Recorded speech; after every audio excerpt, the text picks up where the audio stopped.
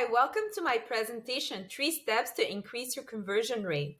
So before we start, I'm just going to present myself. So who am I? I'm a digital marketing specialist for the last 10 years. I've been specialized in paid media, conversion rate optimization, and data analysis. I work for major corporations. I also work for small to medium businesses. And I'm also a freelancer part-time to help small to medium businesses with their digital marketing. So, why talking about conversion rate optimization? Well, acquisition have gotten much harder through the years. I've been managing Google Ads and Facebook ads for a while now, and I've noticed that cost per clicks actually went up. Performance to track the performance has gotten also much harder with the iOS updates. But something that we do have power over is really optimizing our websites for more conversion. Another thing I've noticed is that we do spend a lot of money on paid ads. About 30% of the marketing budget is actually spent on paid ads, but we don't do a lot about conversion rate optimization on our website. And the website is really one of the key factor of success for a paid ads. Without a good landing page experience, you can throw a lot of money and it's not going to work. So the average conversion rate of a website today is about 2%, and a lot of websites is actually way under that. And why is that? It's because of the user experience on the website is usually really poor. There's very key elements that are very easy to tweak in order to improve the user experience. There's the website speed. People don't have a lot of patience these days, so the website needs to load pretty quickly on mobile, on tablet, on a website. Also, the search capability is a huge one. It's really used a lot on websites, and again, people don't have patience. If they're looking for something, a word that's a synonym, or they made a mistake in the word, you need to be able to show them what they're looking for. And even if they're looking for a competitor, you have to find a way to maybe personalize that experience and show them what you offer that maybe your competitor doesn't offer. So there's a lot of ways that you can actually optimize the search capabilities. Another one is the lack of reviews and testimonials. In the world where Amazon dominate the e-com and they do have a lot of reviews, you really need to do campaigns to go find people that will review your products. And that's not going to happen just by just having a place where people can review. You really need to do incentivize people to do it. Product page that's incomplete. That's another one that I see a lot. So the product page is really important, and you have to not just show a picture, but show videos on how people can actually use that product and key feature of that products. There's so many ways and so many things you can add to that page. Another one is the shopping cart abandonment, and it's very high, and it could be due to so many things: complicated checkout process, cost delivery is too high, and so much more. So where do we start? We can start with 3 steps. So the first step is really to know your analytics. So knowing your analytics will enable you to better understand people who are coming to your website, so your user. And then step number 2, you take that and you segment them in order to personalize the experience in the website and personalize the message. And that will really help you increase your conversion rate. So step number 1, I want to talk about 3 very valuable tools for analytics. So of course, the number 1 is Google Analytics. And now we have also G4 that goes even further in the analytics world. So there's a lot of elements that you can go get from Google Analytics. You can go get the most valuable landing page, the site search report. So for example, what I talked about, the search capability, what are people looking for on your website? Can you show them a personalized page based on what they're searching for? Can you improve the landing page experience? And what's the average order value? Because if you do some steps to with cross selling to improve that average order value, you want to see it going up. So you need to track it. Another great tool is Hotjar. And it's very valuable because it shows you where people are actually clicking on your website. So if you have something that you really want user to see, but it's really at the bottom of the page and you notice people are not clicking or not getting there, well, maybe it's time to put it up. Then you can also see the user behavior on the website, so really what they're doing on the website. And this of course takes a lot of time. You have to see each videos and see maybe where people are exiting and why are they confused about something. Very interesting. And the third one I would say is survey. So really asking directly your clients and your users why they exit the website. You can send them survey by email, ask them exactly what they're looking for. It could bring you really valuable information too. So I want to just talk about two reports on Google Analytics that can help you.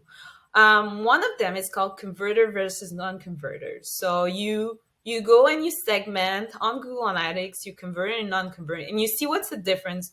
What does a converter do that a non-converter doesn't? And what's their profile? What's the profile of a converter? What device they use?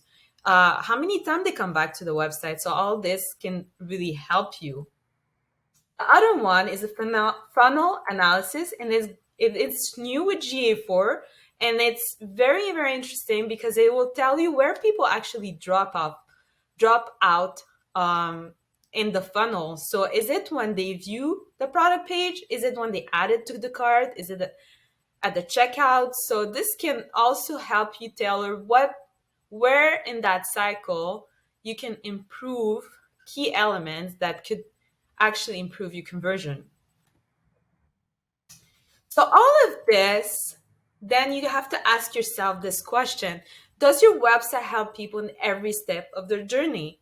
From the homepage to the customer service, are you answering key question that a user can think of? For example, if in the consideration stage, are you telling them what specific problem are you solving, and do you know what's their biggest pain point? So that's just an example.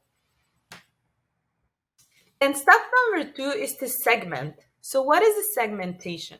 So it's a mass of people who can be identified and targeted with reasonable effort, cost, and time. And how do you segment? Actually, you can segment based on their preferences, on behavior, on gender, and so much more. So here is a way to do segment creation. So it could be really by what they've seen on the website. So that's really by behaviors, or it could be by preferences. You actually ask them what type of gear they would like to hear more about. So that will let you know what kind of things they're looking to receive from you and what's their interest. Step number three, and that's the fun part, is the personalization. So once we did the segment, we really want to personalize their experience on our website, on our email marketing, and on the SMS marketing.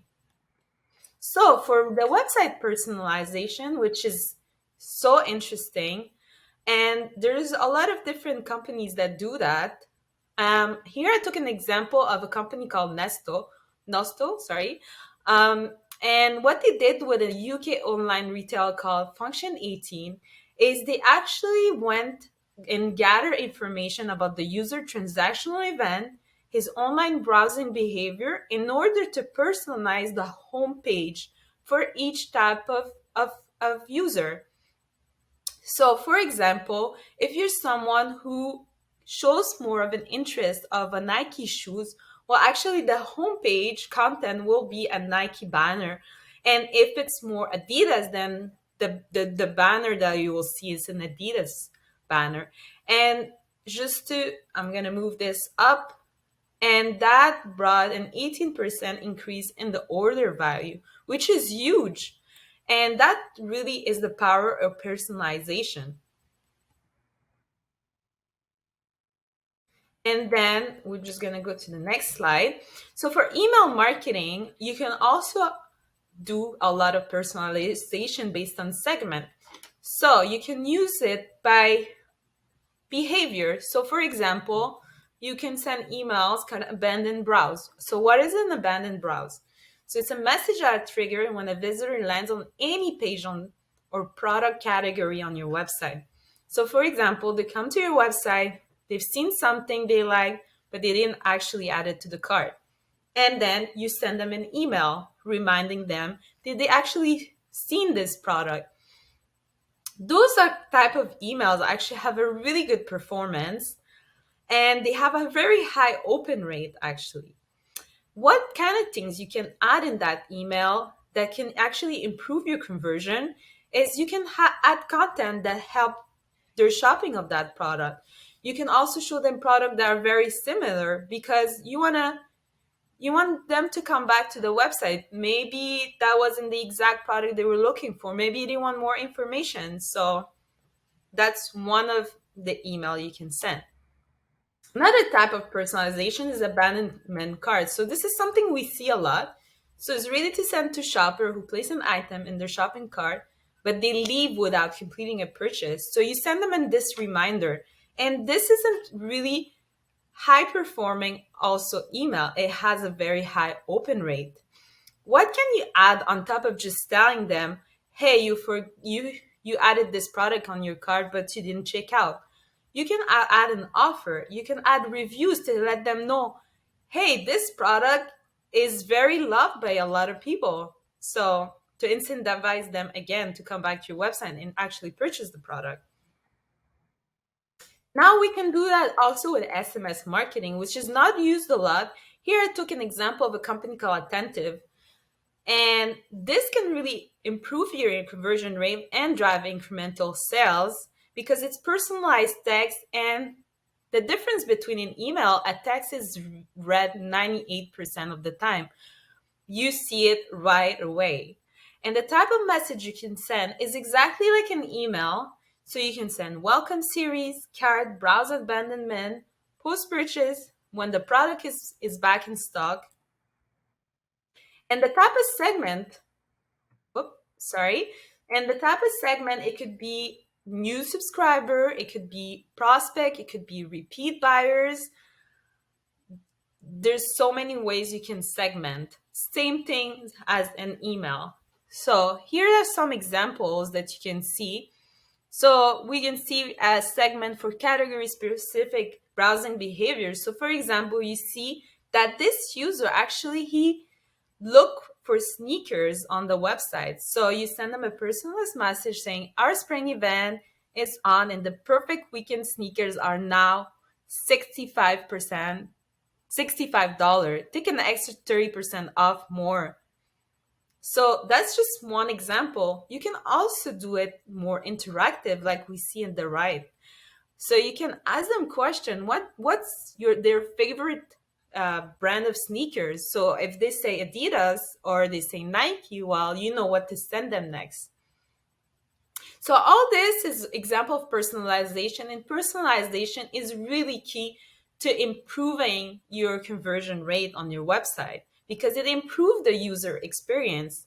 So I'm just going to end by saying it's much easier to double your business by doubling your conversion rate than by doubling your traffic. So I want to thank you very much. And if you have any question, let me know. Thank you.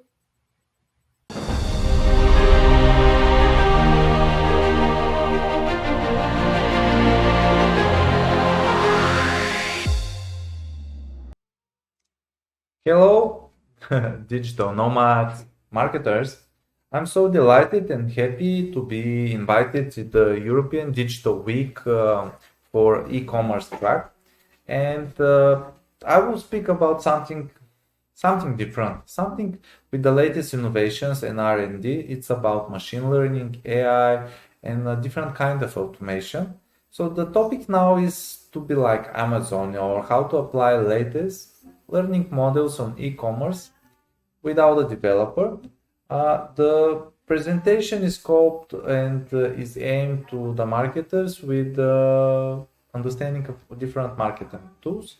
So I hope you enjoy the journey.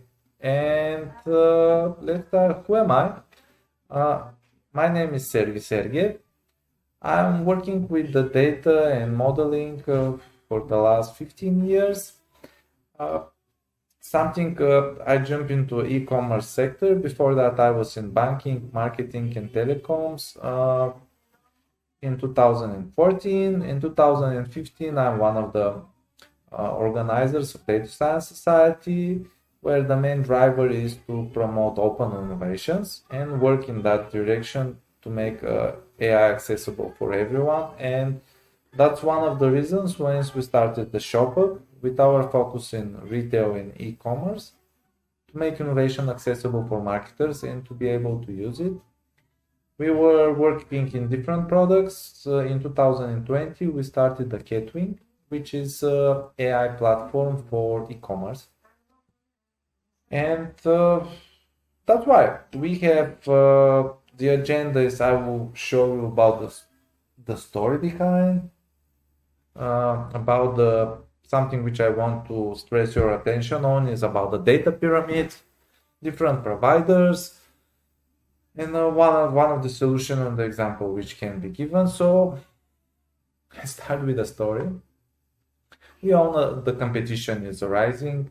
A lot of automation are coming. Some of our advertisements and campaigns starts reducing their effectiveness. So we need to be on the cutting edge and start using something new. Such kind of AI or data science or machines which can help us make more money and improve. So such kind of questions which comes to each marketer or e-commerce owner, and it seems tough. Where should I start? So now I hope at the end you will be so happy and glad, and you at least get an understanding how complex it is, or is it complex at all? Because for me it's just one pyramid, and then everything is broken down. So for the e-commerce, there are different areas of optimization. So you can start with your e-shop management about the product, the pricing, about the supplier relationship, which one you choose, how to automate the product selection, the prices, about the sales management itself, what kind of optimization can be done. And then sometimes, which is relatively ignored, which I notice in e-commerce, the customer relationship, or this part with the earned customers. What we notice there is only newsletter, and that's it. And in terms of marketing, or we call it onboarding of the customers, this is something which you can really focus there. And this is the other area of optimization. So based on these five areas, I just want to jump on the next layer, which is the data pyramid.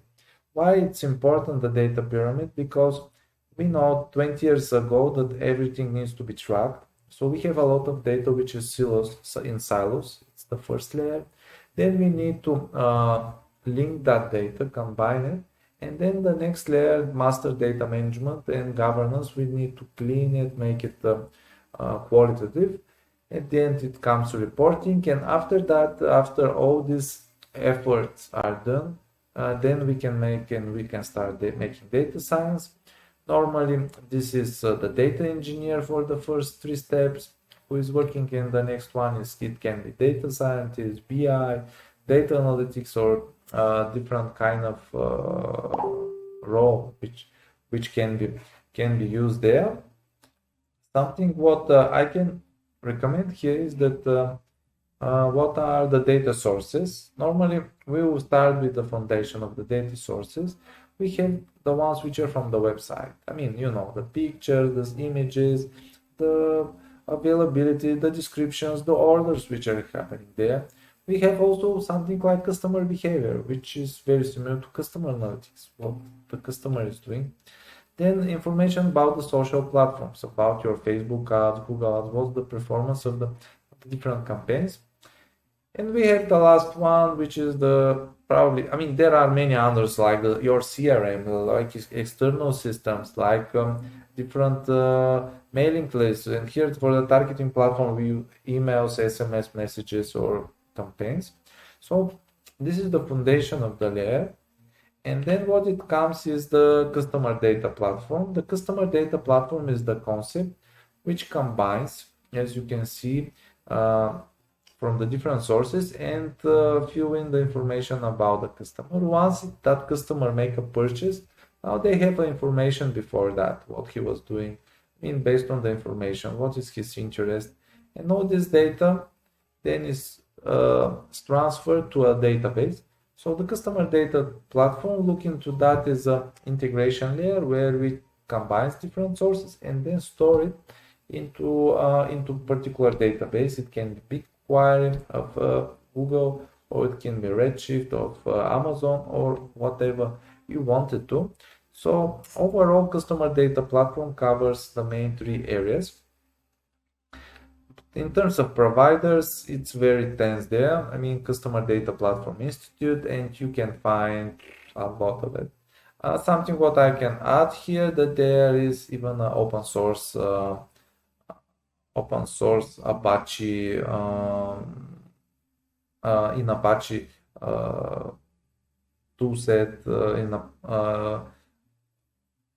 customer data platform. I'm just looking for how it's called. It's me. Yeah, but the logo is not here. And once we have the customer data platform, the next logical is, let's see how the data looks like. Let's visualize it. So here there are different platforms. You need to look into platform via all your devices to be easy to share and easy to create. Here with this one example of Tableau, but all of them are very similar to the way it works and the way it creates and connects with different data sources.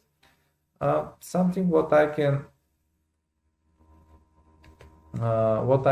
show here is that there are many, I mean, this is only a fraction of all the business intelligence or reporting tools. I mean, Power BI, Tableau, but something which I want to stress your attention is on Google Data Studio. You all know it. It's a marketing must tool. It's like Google Analytics. And something which is relatively new, it's Apache Superset. It, according to me, it's one of the best BI platforms, which is open source. It is the company Airbnb have opened their BI, and they are dealing with huge amount of data, so it's working very reliably, and there's a good community behind it. And after the visualization, we need to dive into data science platform. What and how and what are the concepts behind. Normally, there are different data sets, which based on that you can use the BI, or you can learn the data science platform and run different models, which then business stakeholders or front-end systems can take advantage of it. So here there are, I mean, overall there are again a lot. You can see each one of them. We have again big players like Google, like Microsoft, like Amazon. So these are the platforms which are really easy to use, but you need to be a little bit more technical in order to combine all the data sources. So here, what I wanted about the data pyramid and the just to show you how we break it down and where each one fits. Something which I want to present you is our concept about the new product catering which we did. We have experience for more than 5 years working on more than 20 projects. I mean, more than 15 projects. It's between 15 and 20 projects where we were doing AI models for different customers with a different scale. And what we identified that we need to build a platform where we can gather all the data and prepare it then for the models. It's very similar to it's custom-tailored CDP. And based on that, once we standardize, we were able to add different models on the top of it. So we focus in three main areas: traffic analysis, I mean, what kind of traffic is coming and assessing it. Then leads, we call it leads cultivation, or where the leads needs to be converted and become a good leads. And then is the nurture customer, where we are working with the customer. So our main concept of this product is to make AI accessible and easy to use. Here, what we focus on the data. I mean, it's from emails, from ads, site tracking, what the people are doing, different transactions, what are they doing. It's very easy to integrate. It takes less than a day. It's a couple of hours. And what we focus on the customer profile, but we also focus on the product's behavior. What are they? How they are linked? Imagine one cloud where they are linked one to each other. And all this compare audience with the products, it becomes to the campaigns. Once we focus on this, we decided to answer several important questions. First one about the traffic analysis.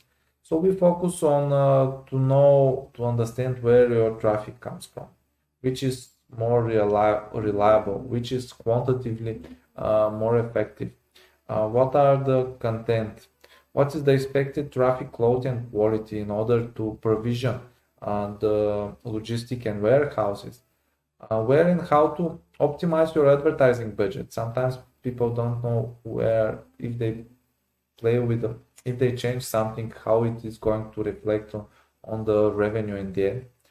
Then the next logical question is about the leads who are coming. Can we make a lead score and make the certainty of purchase, and based on that interact with the customer on the website in order to convert them depending on this lead score or propensity to buy.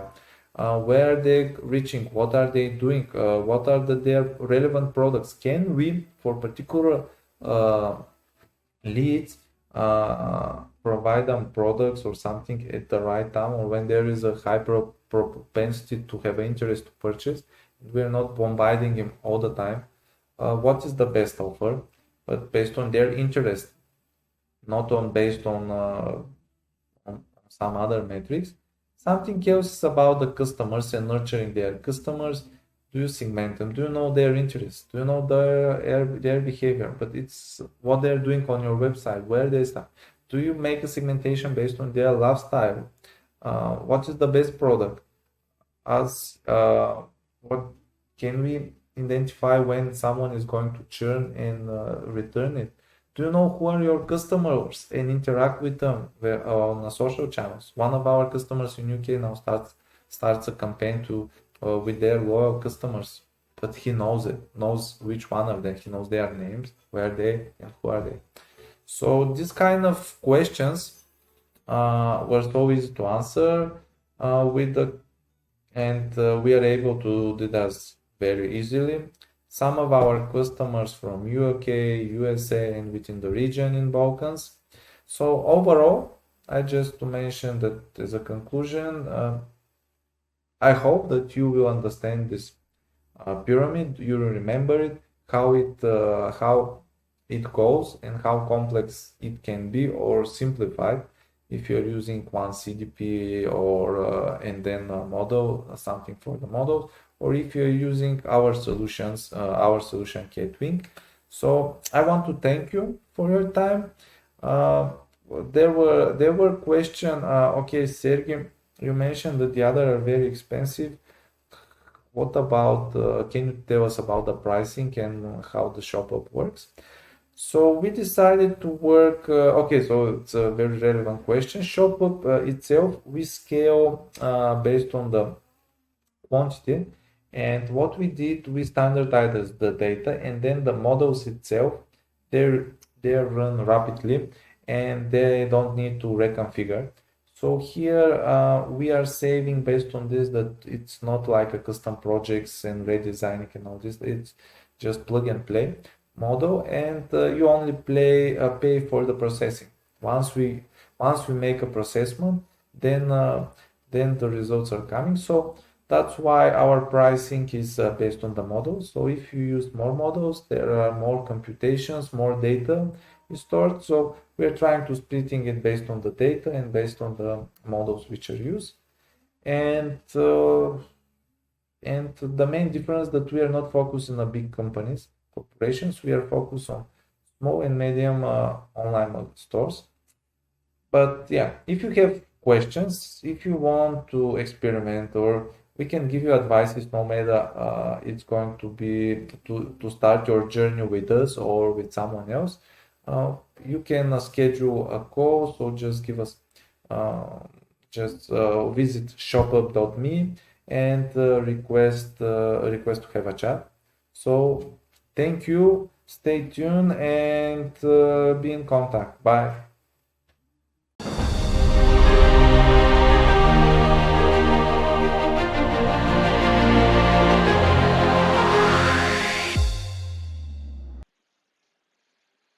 Hi, my name is Kagan, and today I'll be speaking about a topic which is onboarding a trusted German healthcare supplement brand for Asia's aging population. It will be focused primarily on Singapore, which is currently where we are retailing the supplement brand. So if you're looking for insights into um, selling something similar from Europe to Singapore and then maybe to the rest of the region in Asia, then this would be a good lecture for you. Okay, so just a little bit about myself. I'm a 34-year-old um,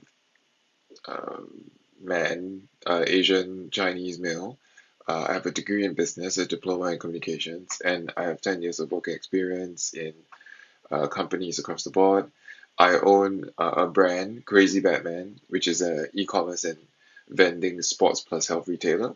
So we sell different things like apparel, sports supplements, health supplements, which is in this case going to be Illustrator, and so on and so forth. Our distribution channels include marketplaces, so like Amazon and other marketplaces that are unique to the region, like Lazada Mall, Shopee Mall, and some others. We also have our own website that we can add more information because the website allows us the freedom to update it with more relevant information and media so that we can give our prospective customers maybe some guidance onto buying supplements or and other stuff that is maybe not available on marketplaces because they're very strict about like what you can post and what you can't post, and there's limited space, because not all products are the same, blah blah blah. Yeah. And we also have a small fleet of vending machines. Here's one that's near MRT station, which is like the metro. Yeah. Okay, next slide. Yeah, so this is a quick presentation overview of like what you'll be learning for this for this talk.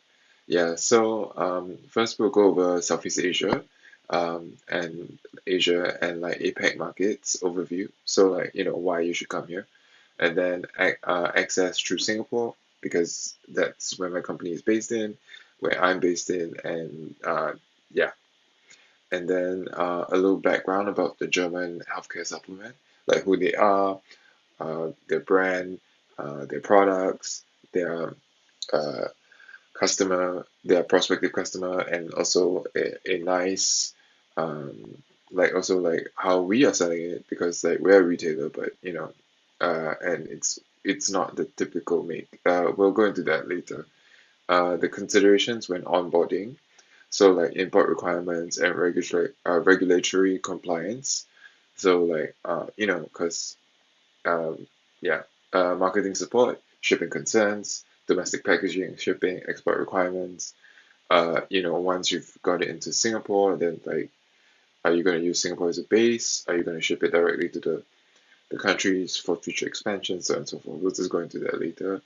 Product penetration strategy and distribution network, like the one that I came up with for this particular uh, brand, and So this anecdotal experience of me onboarding a European German brand into Singapore uh, could give you a frame of reference as to possibly how it will work for you. Yeah, and then yeah, so then using this example, uh, what is a workflow or like a checklist of things that you need to examine before you onboard like a brand from Europe. Yeah, and then that'll be the end of the presentation. Yeah, so okay, let's just move this bubble away, move to the corner, floating head guy. Okay, so why you should come into Southeast Asia? I think it's clear that it's going to be one of the biggest markets in the global bloc. Ooh, go away. Okay, I'll just leave the bar there.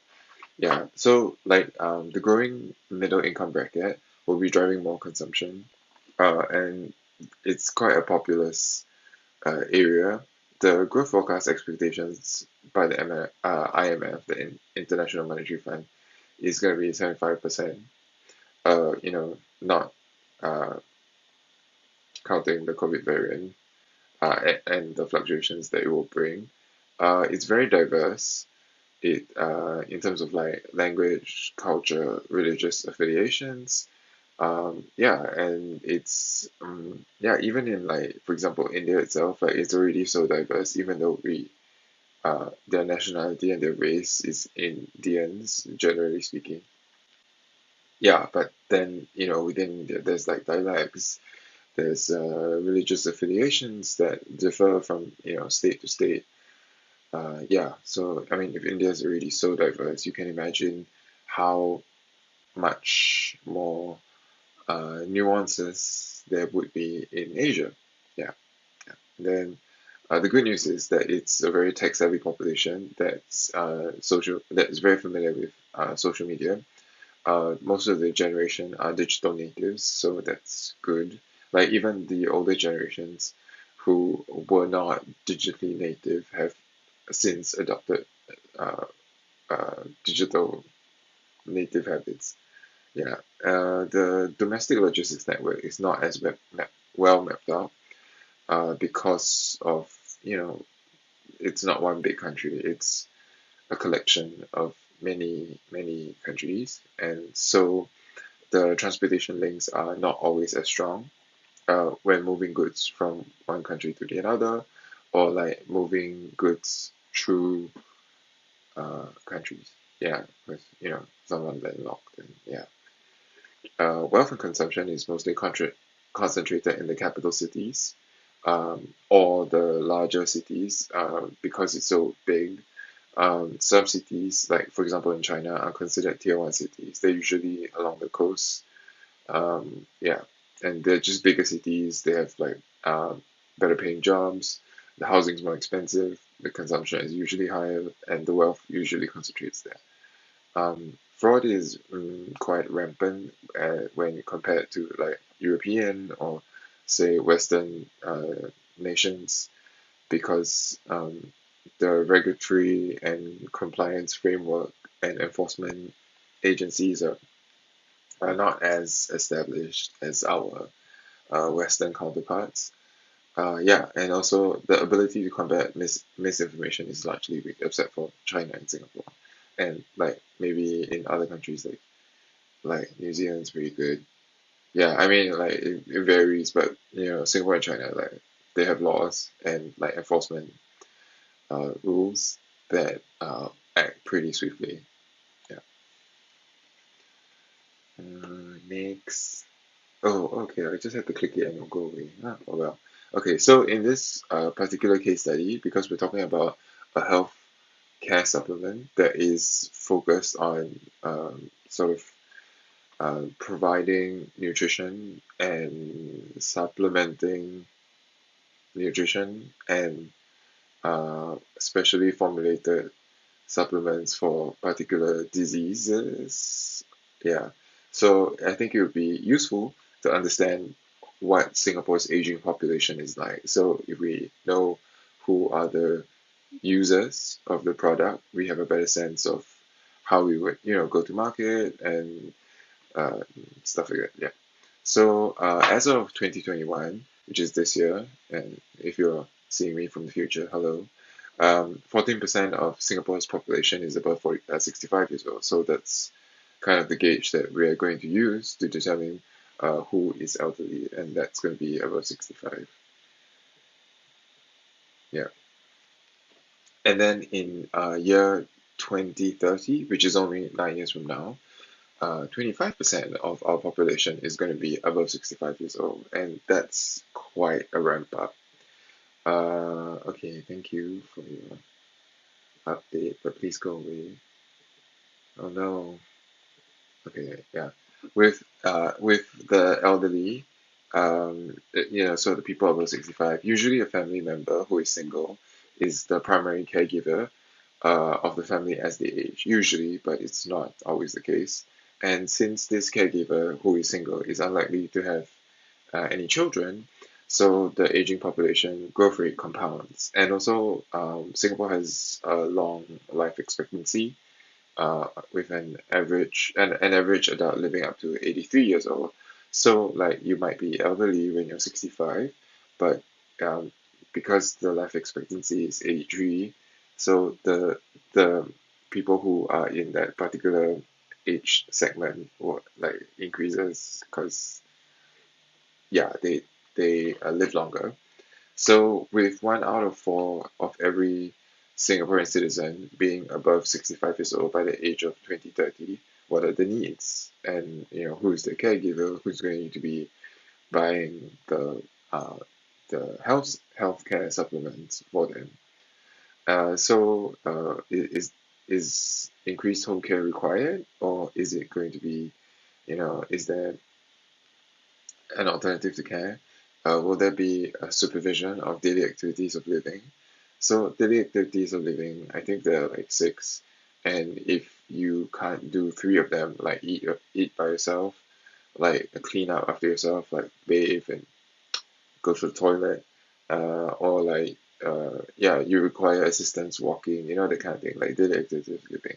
So will there be a need for extra supervision because of things like dementia or like uh, forgetfulness and so on and so forth. Yeah, and then is there an increase of strain on the rest of the population, on the caregiver, on um, the mm, other taxpayers, so on and so forth? And then also, what will the hospice care needs look like? So like because as you age, you get closer to the end of your life, unless like by 2030 they find a way to like fix aging and dying, then maybe that would not be a concern. But as of now, yeah. So let's look at what the hospice care end of life care looks like. Yeah. Okay. So for the sake of this example and for my uh, presentation, the Asia market will be accessed through Singapore. Why you should access through Singapore? I mean, I like Singapore because I'm Singaporean, but these are reasons why maybe you should access through Singapore.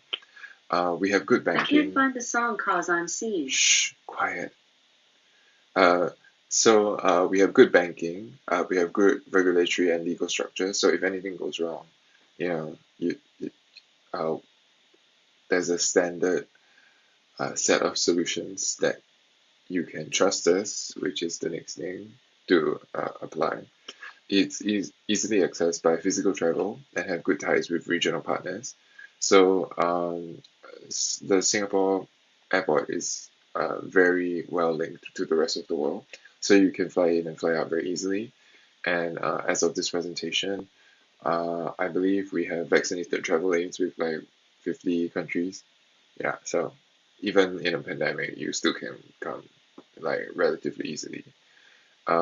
Yeah, so once you're established in Singapore, most companies use it as a base to expand into other geographies. We also have very good government support schemes to promote good business practices. Yeah, for locals and expats. I believe in some countries this is not always the case. Yeah, we're culturally diverse and we have a skilled workforce. So, let's say if you're expanding to, say, India, like after you've accessed through Singapore, then because we're culturally diverse, there are, say, ethnically Indian citizens or, like workers in Singapore who have uh, vast experience um, growing the Indian market and also have like personal and commercial ties to the country of choice. And similarly, we also have Chinese for China, Indonesians for Indonesia, so on and so forth. Yeah. We are very tropical, like we're 1 degree off the equator, so it's always hot or wet, but never like anything else, which can be nice for some people coming from uh, more temperate climates. Uh, we're generally quite harmonious and safe, even in a pandemic. We're very stable and hospitable for growth, not hospitable. Yeah, yeah. We have good access to freight cargo solutions and expertise. Like even in this pandemic, like Singapore is serving as a hub for delivering like vaccines throughout the region. We yeah, so like we have we even have like better cold chain solutions, and that's why like delivering the vaccines wasn't as challenging as it could have been. So yeah, so we have all these like transportation solutions in Singapore that are quite well established. So that's always good. Oh, okay. Yeah. So this ball keeps moving. I should like regulate my presentation so I can put the ball in like one space. But okay, that's for next time. Yeah, so a little background about the German healthcare supplement.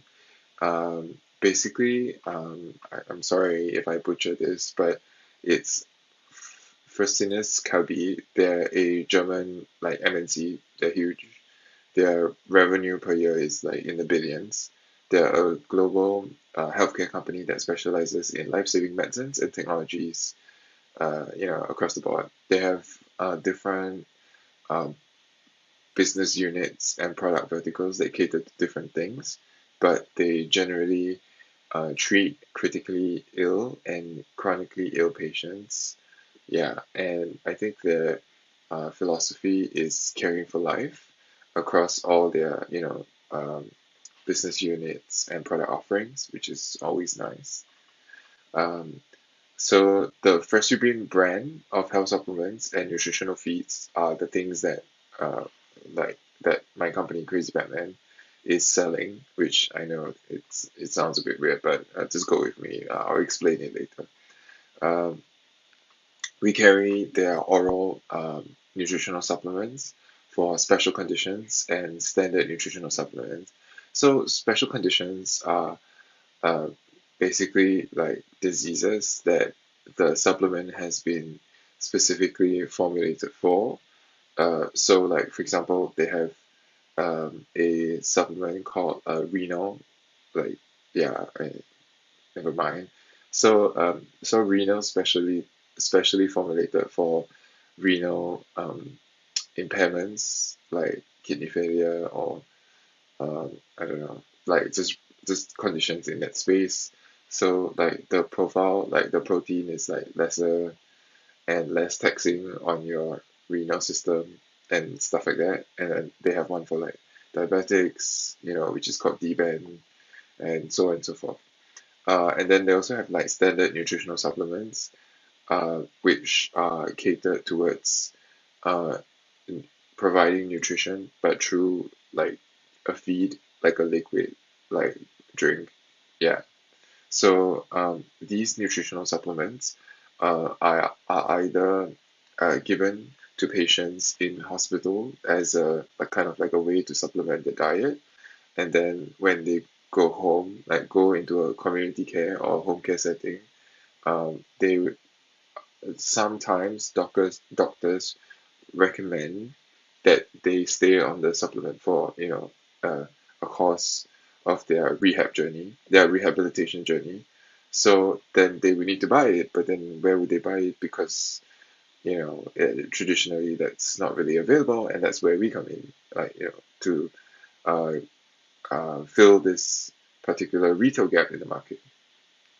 And also because we also sell medical disposables for the home care, so like diapers, underpads, alcohol like washers for sort of home care triage, like if you need to change a colostomy bag or a wound needs dressing, stuff like that. So because of that, there was quite a lot of value that we could add directly by carrying their brand of products. Yeah, okay.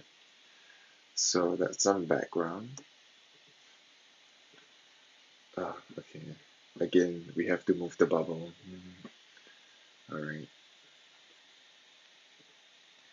Okay, so the considerations when onboarding this particular brand of healthcare supplements, is there a ready market for this product? How does it compare in price?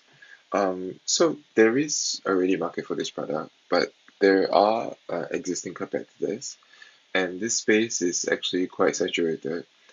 But of course, I saw a ready market for this product specifically because of the brand. Um, because out of the three sort of products or companies in the market, two of them uh, are already in the consumer space. So you can buy it at like the grocery shop, so like a pharmacy and so on and so forth. But the last one wasn't really in the consumer space yet, which is this company, like Fresenius Kabi. Or at least they were not uh, building the consumer space as a pipeline, and they were more focused on the B2B side, like the business to business side of their sales. Yeah, so in terms of like price, how it compares in the market, if you're talking about from just the brand and the product, then they already have a recommended retail price. There are not a lot of competitors, but the retail price is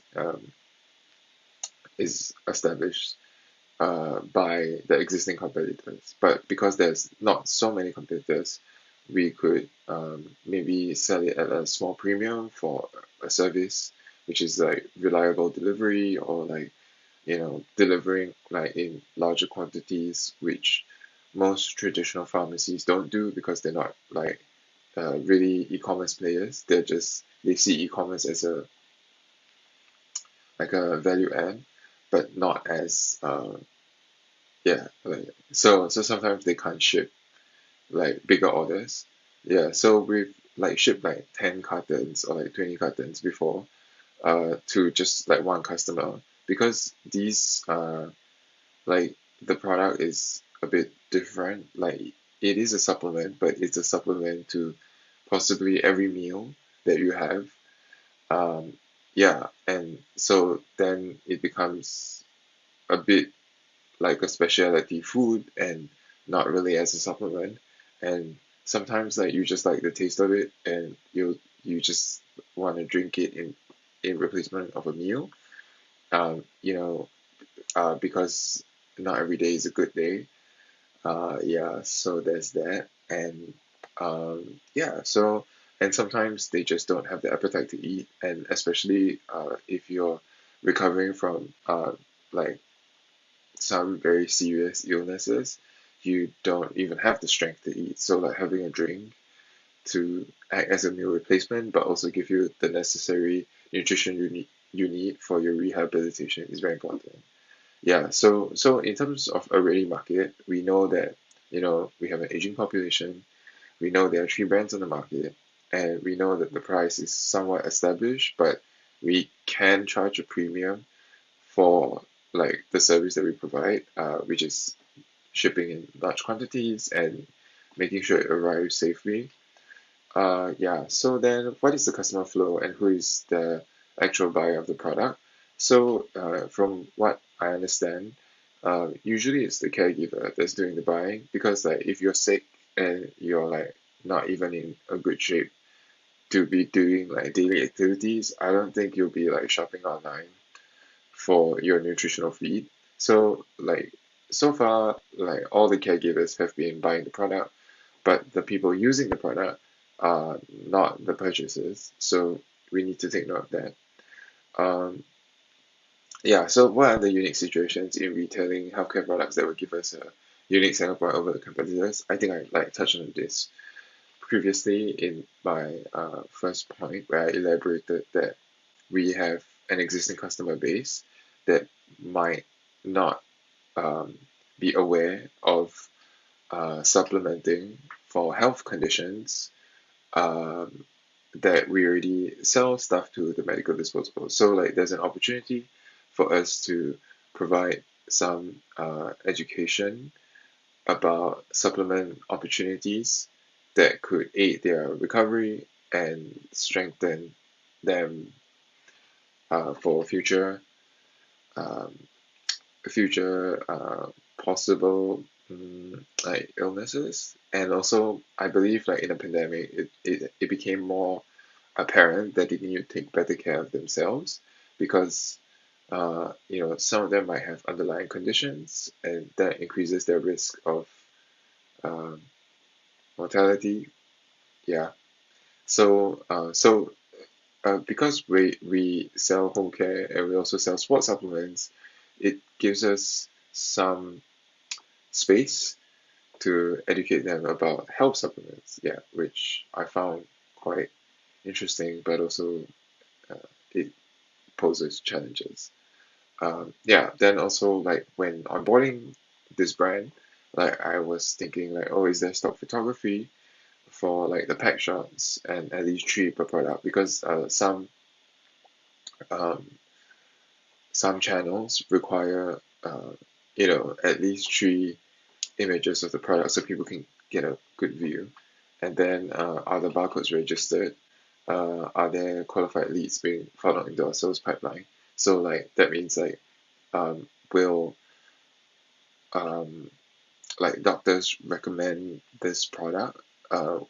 Is there a referral link from like the website so that they know that we're an authorized reseller, that kind of stuff. Yeah, and it's all like yes, yes, yes, so it's fine. Yeah. So then also additional considerations when onboarding is like okay, like shipping concerns because of the nature of this product and that people need it almost on a daily basis. And yeah, and it's sometimes like not even like a consideration for them. Is like they must buy it because it's more like a yeah, it's more like a the doctor said I need to do this and then so I should do it. Yeah, so because of the recommendation, and it's usually from a healthcare professional, the caregiver is obliged to make it available to their loved one, and of course they want to. Yeah, so how fast do my customers need it? It varies um, from like immediately to like sometime. Usually people who order it, they have some spare and they're like, oh, it's running out, and then we'll like get it. Yeah, but sometimes they're in a rush because they've ran out, and like if they don't have it, that creates uh, quite a lot of anxiety for the caregiver, because then what if the condition deteriorates and then I didn't do this. um, yeah, so it could be stressful.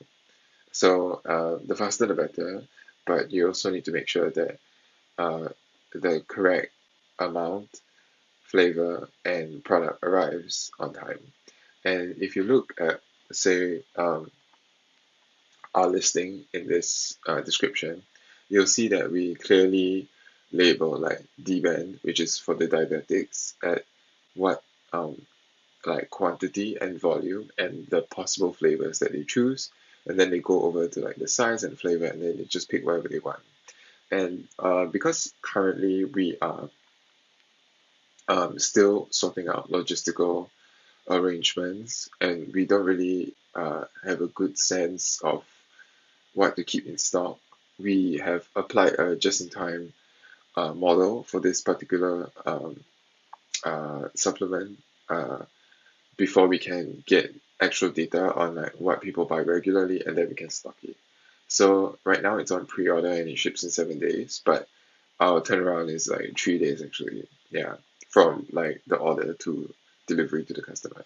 Yeah, but we just try to make it like we have some space to breathe.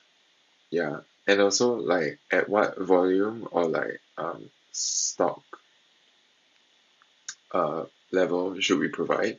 So it comes in a carton, like so, like it's 24, or it comes in a pack of four. So we've decided to provide it as a pack of four and also as a carton of 24, so that people can like figure out how much they need. Like if they need it one a day, so like 24 would be a month. But then like maybe they want to drink like two flavors, like some cappuccino in the morning, some vanilla at night, stuff like that. Then like this clear labeling makes it obvious for them to buy what they need to buy. And also like if I don't have pictures here of the other like products, but basically the bottle design is quite similar across all their like different feeds, whether it's like standard or like for a condition specifically. So where we add value is that we label it very clearly so that people don't mistakenly buy the wrong product for their loved ones, because returning a product like after you drank it is not really an option, and if you drank the wrong product for your condition, it's not ideal. Like yeah, so yeah, like clear labeling really helps. So we decided to offer it as a 4 pack and as a carton, because instead of singles, because it's very hard to ship singles, and also like in order to pack it properly for it to not be damaged, it's tricky, and also the cost of shipping singles, it doesn't make sense. Yeah, so we decided to sell 4 pack, because maybe people are trying the flavor first, or they want to see if the thing comes like okay, and then like if it's okay, then like they'll just order more. Yeah, so we created like 2 levels so that one can be an entry level product where you like begin a relationship with the retailer, which is us, and then like over time you're like, oh yeah, it's okay, and then you order more. Yeah, so but then we tried doing just carton of 24, and it was fine. Like there were orders, but we felt that like having another um, a more affordable entry point uh, would be useful to get more customers in the long run. And then for domestic packaging and shipping, we like, oh, how do we like ship it without damaging it? Because it's like one of those caps, but it has a like a safety ring. So like the moment you crack it, you know that it's been exposed. Yeah, so sometimes people drop parcels, and like delivery people, like especially during a sale or when it's a rush, they might have the tendency to throw packages. So that's a consideration whenever we think of onboarding anything. Like, will this break? Is it strong enough?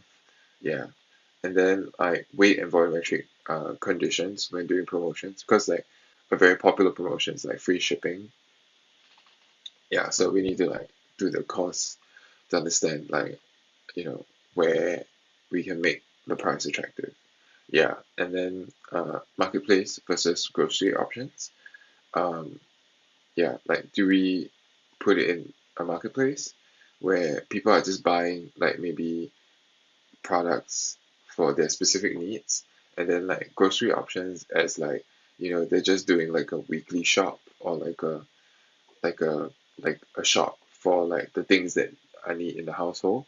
So like what are those options, and uh how do they play in when we're onboarding this um, this product. So for us, like, we recognize that it has to be on the marketplace and it has to be available as a grocery option.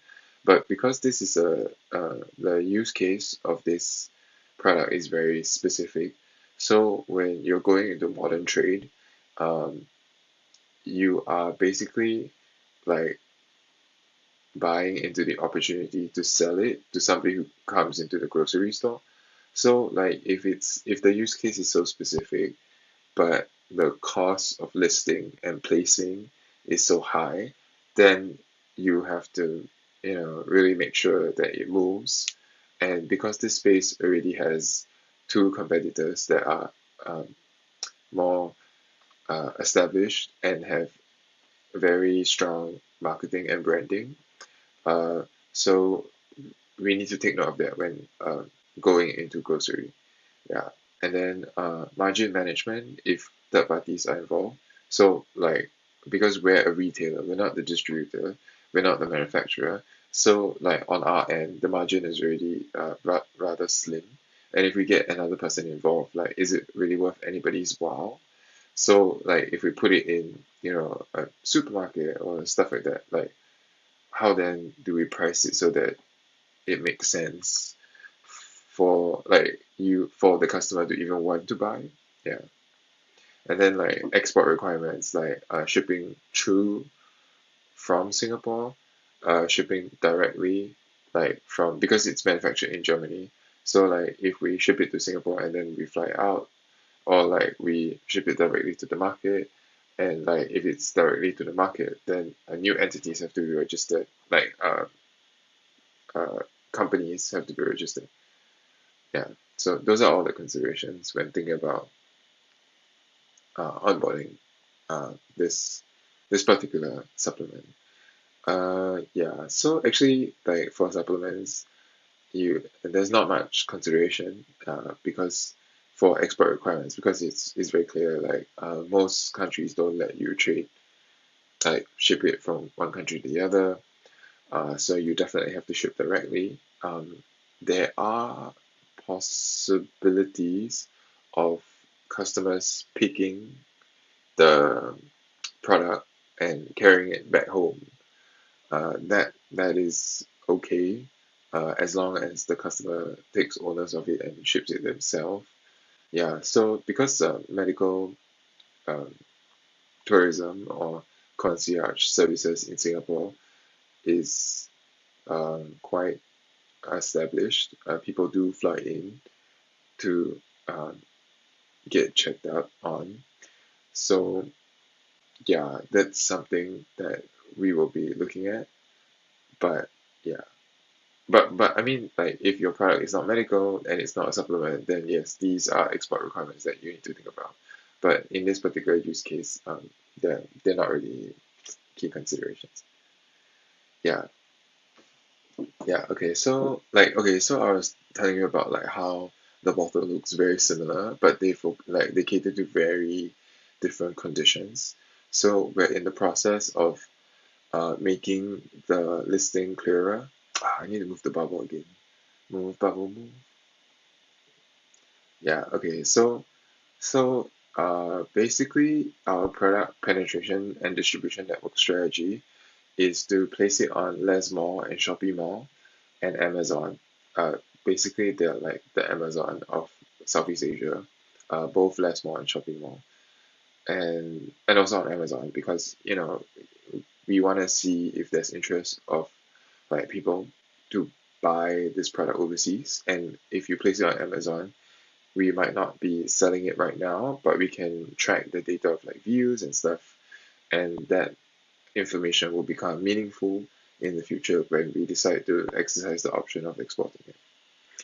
Yeah, and then we can also place it on our delivery apps, like Deliveroo, which is popular in like the UK, GrabFood or Foodpanda, but we've chosen not to do that because we have to stock it and then we have to make sure the right product goes out, and there's so much that can go wrong, and because the the delivery is instantaneous, and there is a volume limit on how much delivery like can carry, like because they're like bikes and bicycles and stuff, and I'm not sure if the product will arrive on time, so we've decided to, for now, put that on pause.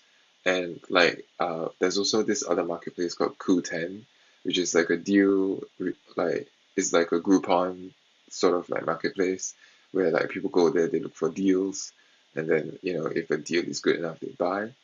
And because this classification of product is more like routine and medical, I'm not sure if a deal would really make sense. But we do have some sales on that platform, but we don't submit it for deals because yeah, it would seem sort of dodgy.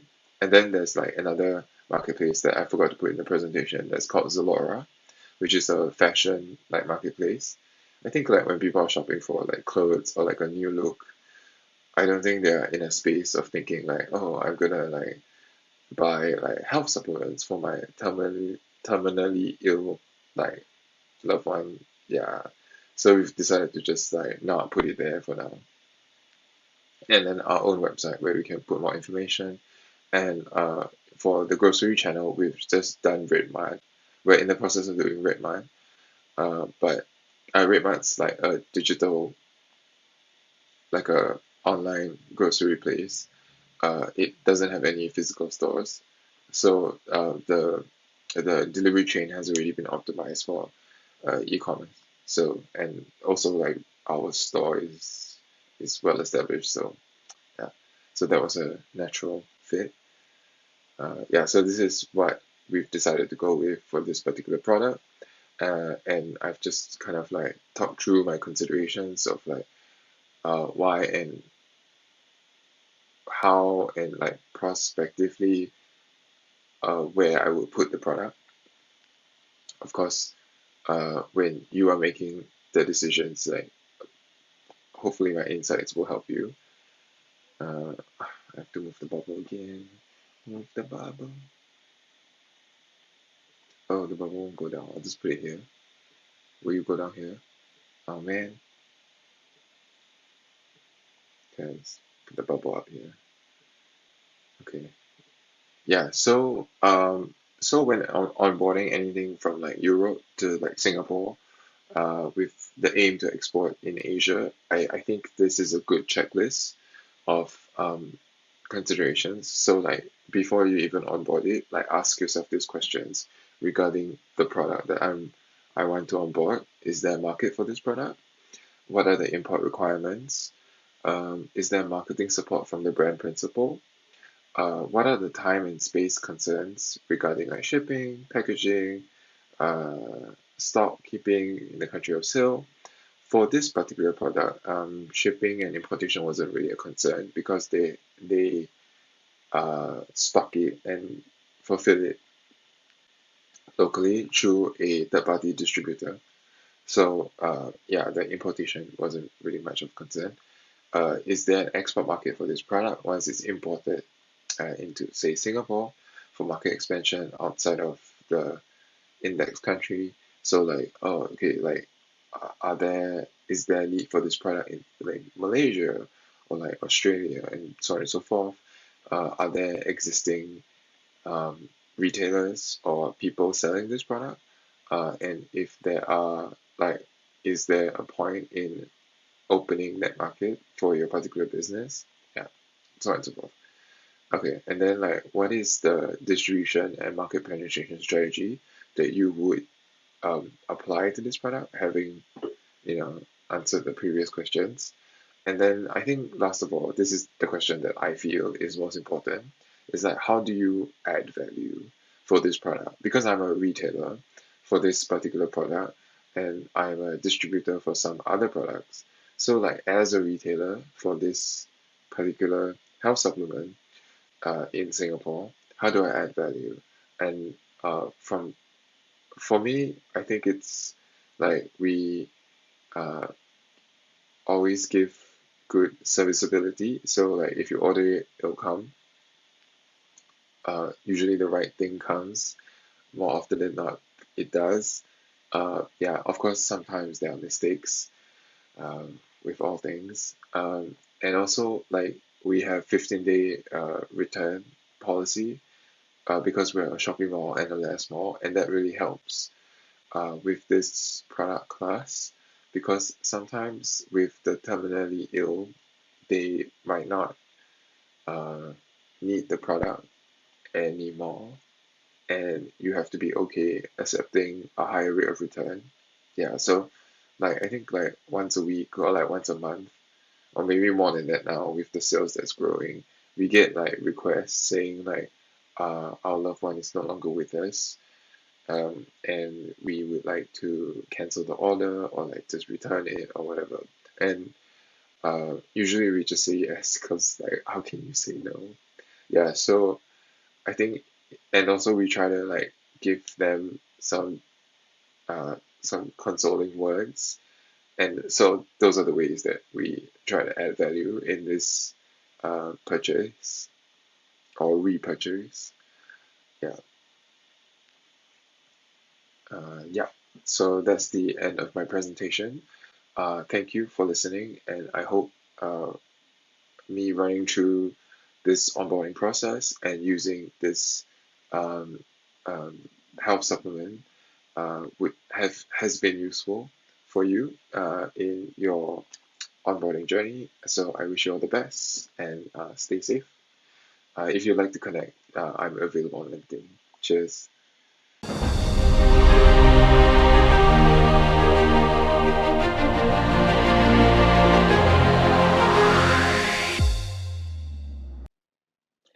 Hello, everyone. It's a pleasure to be here and talk with you in the next few minutes about shared mobility in a post-corona era or in a corona era. So, in the next few minutes, I'll talk to you about the impact that COVID-19 has on mobility, about En route, the startup I co-founded here in Israel, and how we can do business if that's something which is relevant for you. So first of all, it's a pleasure. I'm Aviv Frenkel. I'm the co-founder and CEO of En route. En route is a tech startup which is based in the heart of Startup Nation, in the heart of Tel Aviv, Israel. We're a team of very well experienced tech and media professionals. I myself come from media. I have an experience of more than 20 years in national TV and radio in Israel. My last position was senior tech and automotive correspondent for Channel 10 in Israel, which is one of the two biggest national TV channels, where I was co-creator of TV formats, a TV presenter, and a journalist. So let's talk about mobility in a post-COVID era. What was the impact? First of all, we saw a dramatic decline in ridership and service, sometimes even 90% decline. Second of all, employee layoffs across the board in mass transit, in ride hailing, in all of the ecosystem. And there's also an increased sanitary measures that needed to be implemented in various places. This has a lot of effect on our industry because we need to regain trust and social distancing, regain trust and demand by providing medically safe rides. Commuters will potentially be on their phones as they're likely to want to speak, don't want to speak to strangers for fear of catching the virus. And also, it's a potential for new digital experience, and that could intrigue the commuters.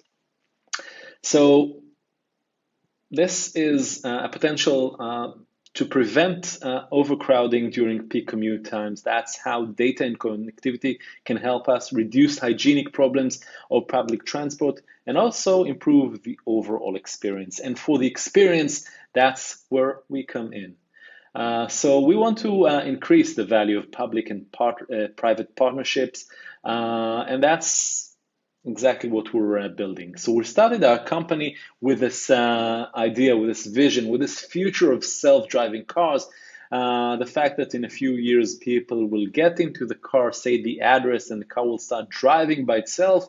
And for the next 20, 30, 40 minutes, people will be captive audience in mobility because the self-driving car revolution will create a new currency. And this currency is free time, right? Morgan Stanley forecast that this time stands for 600 billion hours free for people to do lots of things.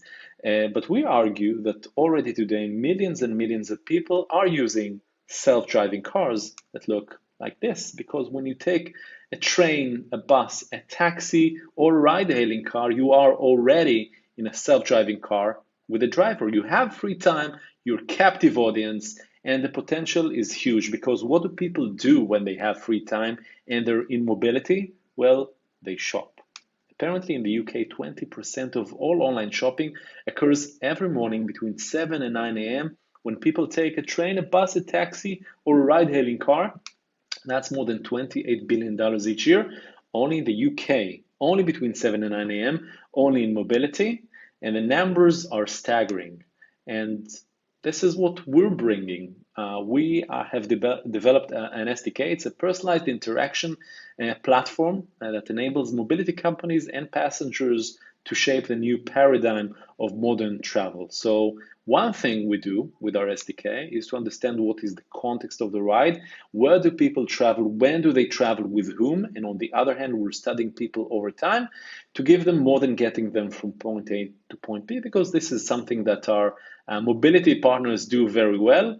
And if we have this equation and we add businesses, we can do something a bit crazy, and that is allowing people to ride for free. So how do they ride for free? Well, they actually shop, okay, from a variety of hundreds of retailers we have on our partner network. They can earn points or miles or get cashback and ultimately ride for free.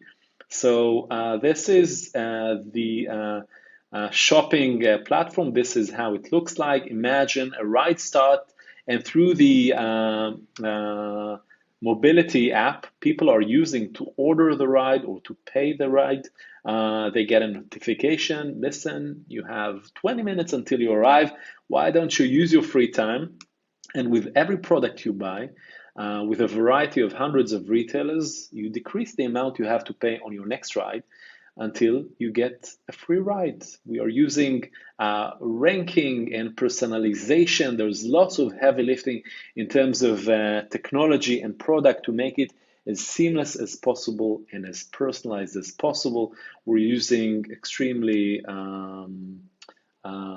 smart algorithms to segmentize products and shops, to clusterize the users, and to connect people to the context of the ride. Because the next thing that we will be launching is also connecting people to locations. Like let's take this gentleman. He's traveling back home. He wants to buy a cake for his kids. So we're building our product to be able to tap into inventory systems in real time in locations along the route or next to the destination for this gentleman to click and collect. And actually, this is an even more sustainable way to shop, because when people click and collect, they don't take a special ride to a shop. They don't ask for a delivery if they're ordering something online, and they usually do not return stuff. I don't know if you know, but in online shopping, around 30% of whatever people are buying, they return. And that's something which is very painful for these actors, the retailers. And we have hundreds of retailers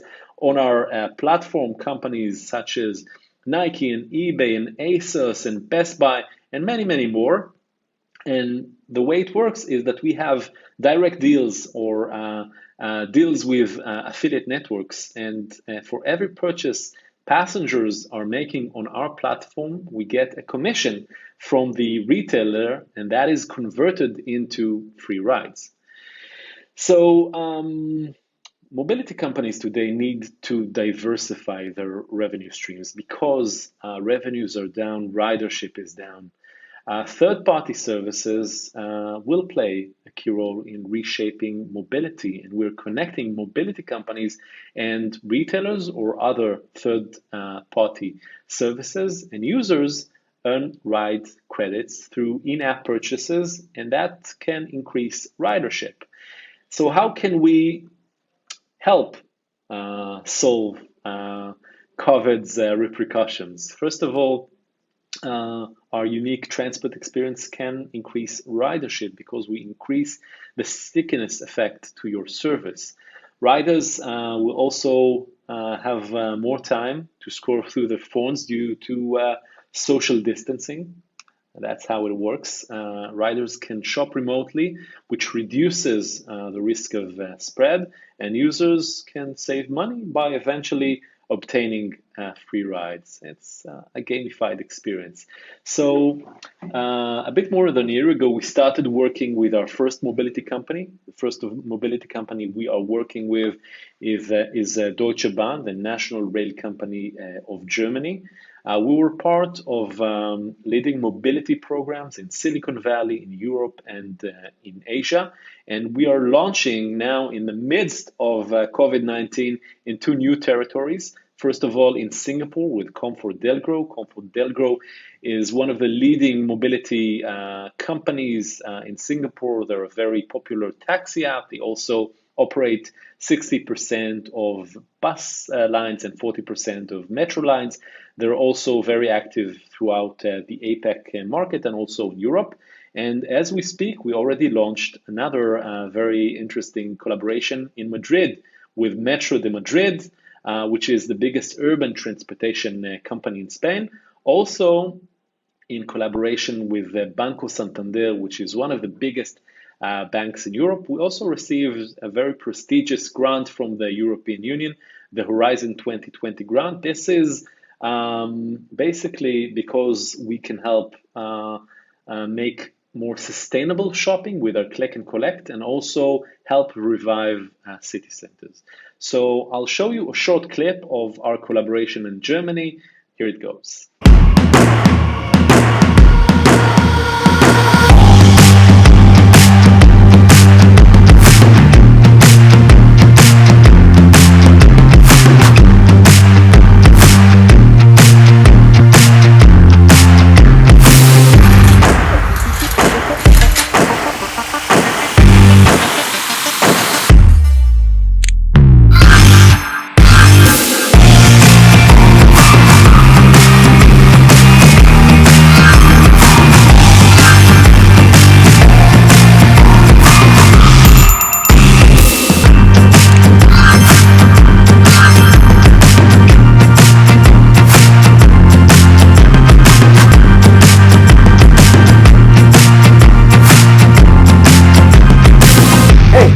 Next ride is on us. Thanks for shopping.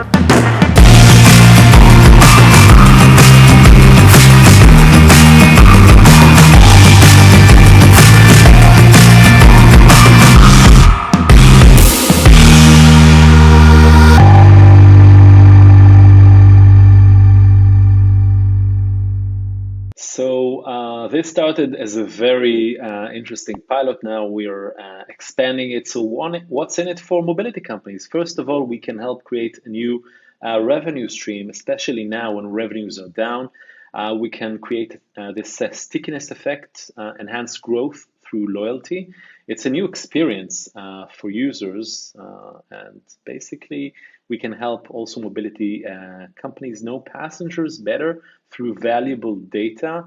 Imagine a train company that we can tell that in a certain line, passengers from a specific demographic like to buy sports gear. They can go with this data and let's say discuss with Nike or Adidas, why don't you advertise on our trains or open shops in the train stations that we own?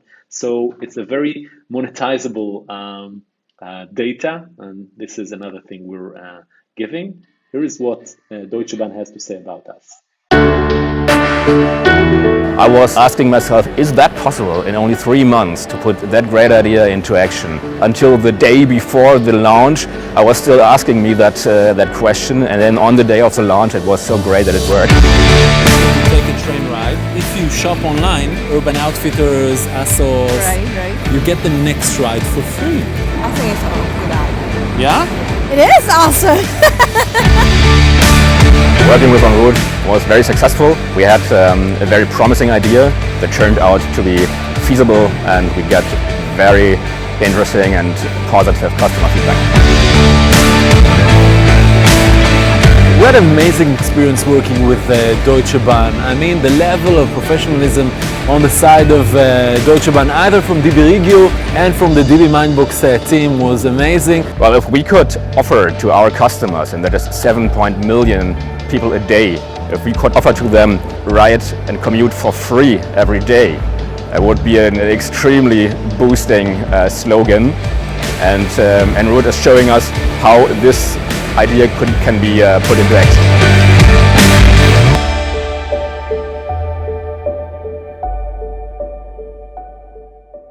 Yeah. So why working with En route? First of all, the potential. We're at the forefront of modern shopping, and we'll tap into a new customer segment who has never had a shopping experience similar to ours. Second of all, we're customer oriented. Our platform is straightforward and user friendly, and we allow customers to benefit from our personalized platform. And who doesn't love shopping and obtaining free rides? And third, innovation. We help integrate shopping and transportation to allow customers to shop as they ride and simultaneously earn points. Our data platforms allow us to tailor our product selections to individual mobility companies and individual customers. So this is my address, aviv@enroute.tech. I'd love to be able to speak with you if you're a mobility company and you want to speak with us and increase revenues and increase growth. I'm here, so join the ride because we are already en route.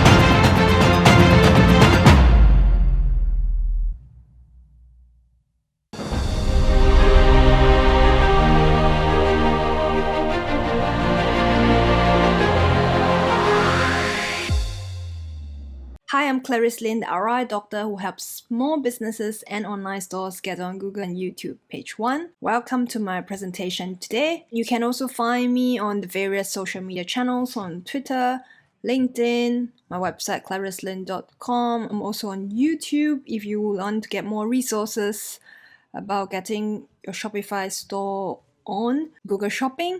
You can check out my playlist. I have a playlist all about it on YouTube. This is me speaking at Inbound, one of the largest marketing events in the world with 26,000 attendees. That was in 2019. I love speaking at big events, sharing my knowledge and case studies. It's very exciting and I'm looking forward to it. And these are some of the brands I've collaborated with, and I've also worked at Microsoft before I started my own marketing agency. And today I work with many small business and online stores, specifically Shopify store, WooCommerce store, to get them on Google.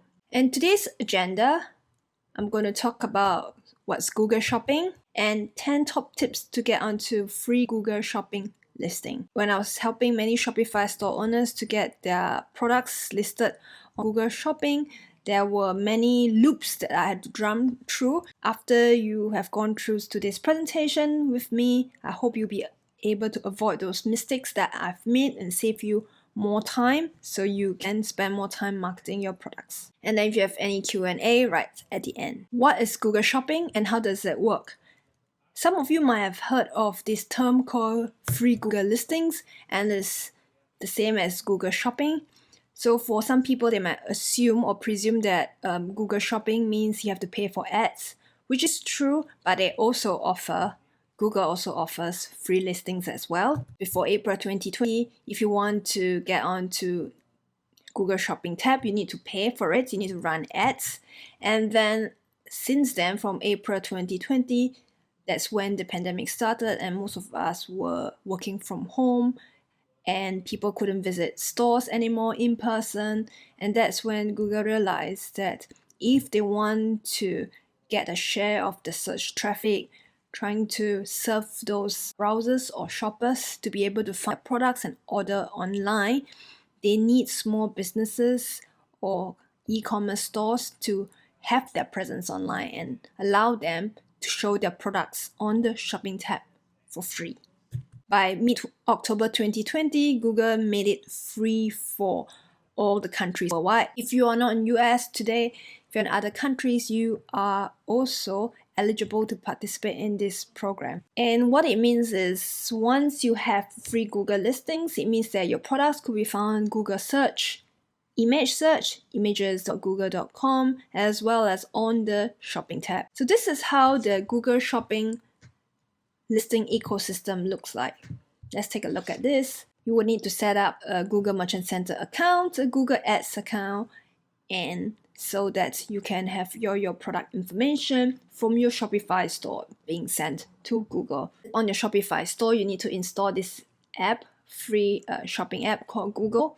Once you install that, you set up your Google Merchant Center account, you connect the system so that they talk to each other, and then you also need to set up a Google Ads. Even if you're not running a shopping ad yet, you would also need a Google Ads account. That's part of the entire setup, but you don't have to put any money into it, so don't worry about it. But of course, if you want to be listed first on the shopping tab, then that's probably what you want to do to pay for ads using your Google Ads account. The top 10 tips that I've compiled together was based on my experiences helping e-commerce stores get on Google for free. Number 1 that you need to keep in mind is you need to have one admin login ID. You need for all your 3 systems set up. Basically, you need a Google email and you need to use the same Google email for your Shopify store as an admin. And you need to set it up for Merchant Center as well when you sign up for a new account. Google Merchant Center is also GMC, known for short.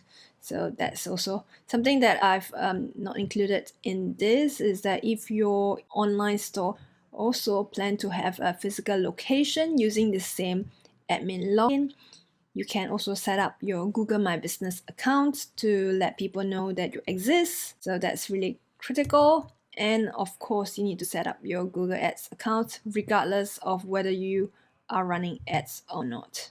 First things first, you would set up your Google Ads account using your Google email login. And when you set it up, they might need you to put in your credit card or try to set up a campaign.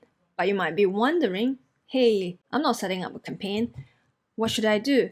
So there will be this little small font at the beginning when you're trying to set it up, which basically means you need to switch to the expert mode. So the basic mode is the default when you sign up for a new Google Ads account, but if they're assuming that anyone who wants to set up a Google Ads account plans to run a shopping ad campaign. So by default, they put you in the basic mode where you will be setting up a campaign almost immediately.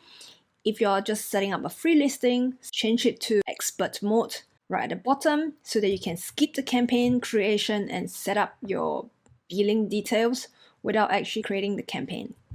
Tip number 3 is setting up your Google Merchant account. You can see right here for setting up a Google Merchant account, you need to set up a returns page section. You need to fill up information. And this is part of a compulsory information that Google wants every merchant to fill in because they want to provide having a return policy. So it's absolutely crucial for you to set up the returns. After you set up your Google Merchant account, on the top right hand corner, there's a settings, which is like a little toolbar. You click on it and you will be able to see this. And under tools, you see shipping and returns, and that's where you will fill up your returns policy. That's the information that you need. You will need to also fill up your contact information. So if customers have any query about returning your products or they want to contact you, your email information is there for them to have on hand, which also means your email, your phone number, or your physical address. As in, doesn't need to be a physical location of your address, but at least your mailing correspondence address so they can actually contact you. If you don't set this up, Google might disapprove your account. Google wants to provide to customers or shoppers the guarantee, so to speak, that this merchant is contactable, this is legit. If you have any questions, you can return the products. Google wants to represent trustworthy merchants or sellers. So if you want to be presented on Google Search or Google Shopping tab, help Google present a similar upfront visibility for customers to be able to contact you. That's why you need information. Next thing that you also need to set up is your shipping information. You be able to do that as well under shipping and returns. So the shipping, you need to put in your shipping costs. If it's not for free, you need to actually set it up. I have a separate playlist as well with all the step-by-step details. If you want to go through it, that's on my YouTube channel. I just want to briefly cover what you need to put into your shipping information. So you need to put in the shipping costs, the delivery schedule, how long will it take for your product to arrive after order confirmation to right to your customer's doorstep. So for example, if they submit confirmation by 3 p.m. in the afternoon, when would you start dispatching the products? You need to fill this information up. So Google will be able to share this information with the customers about approximately how long would it take. So it helps shoppers to come to a better decision, knowing when their purchase would be able to arrive, especially if they need it urgently. So this delivery schedule could play a role in someone deciding to buy from you or not. Tip number 5 is sales tax. Especially if you are delivering to US as well, sales tax is a very important piece of information that you want to put in.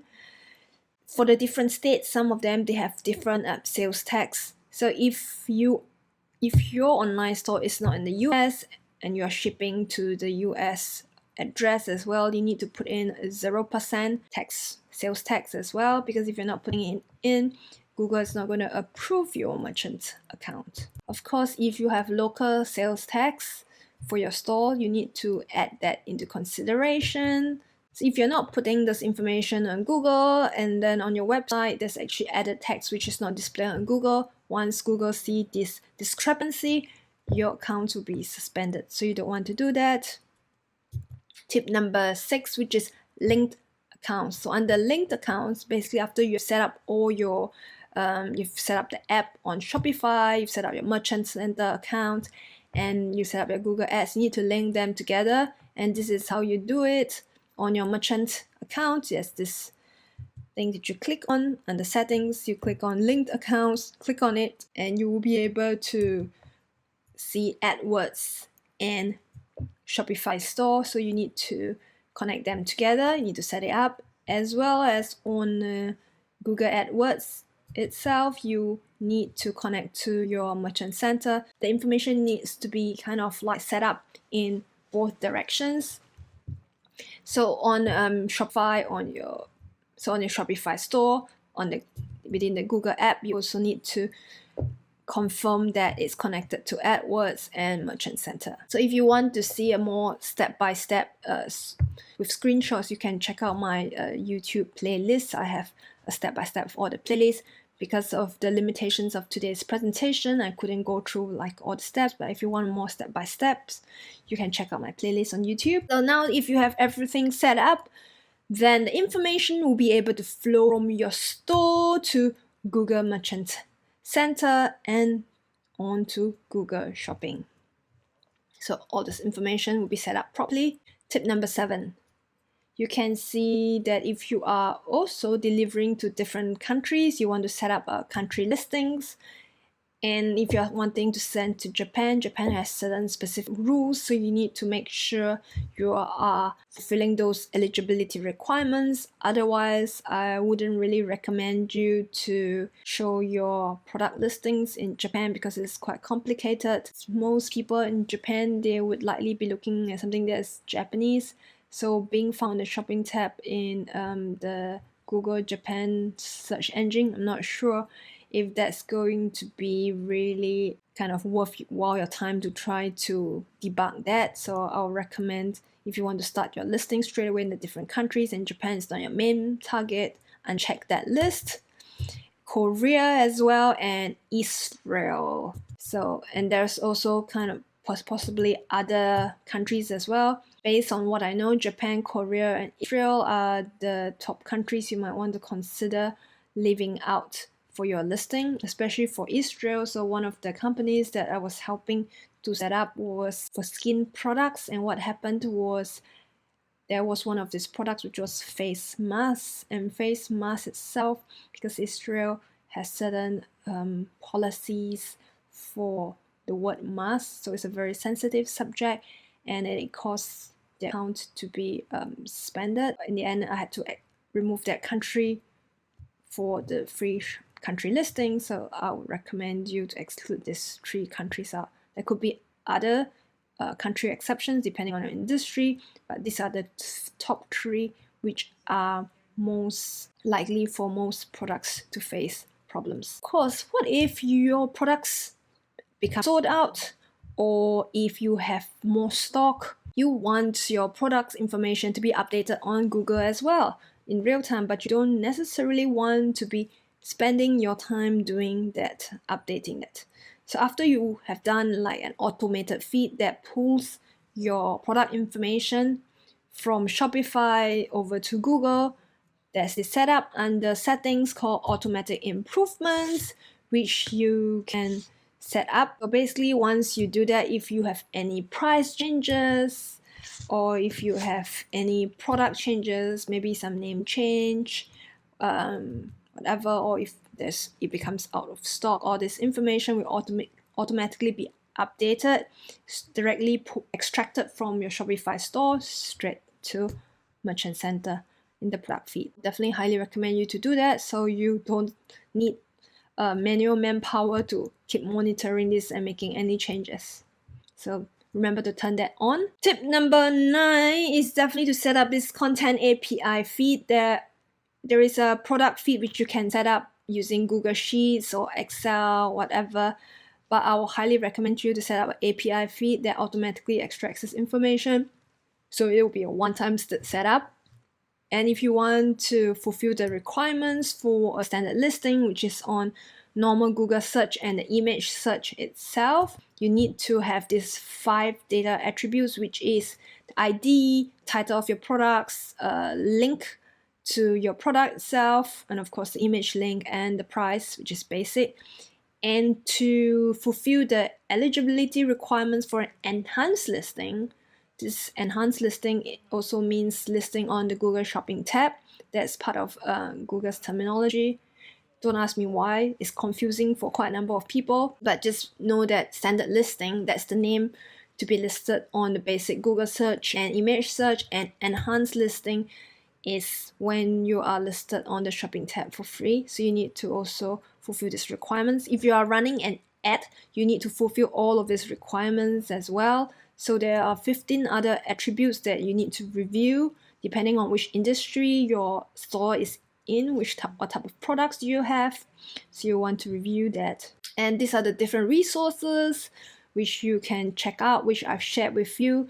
These are resources that's on public domain provided by Google, so you can check these official attributes out and review them specifically for the products from your store. Tip number 10, that is account versus product issues. So if you've set everything up, you've set up your automated feed, you've set up all your accounts, everything is okay.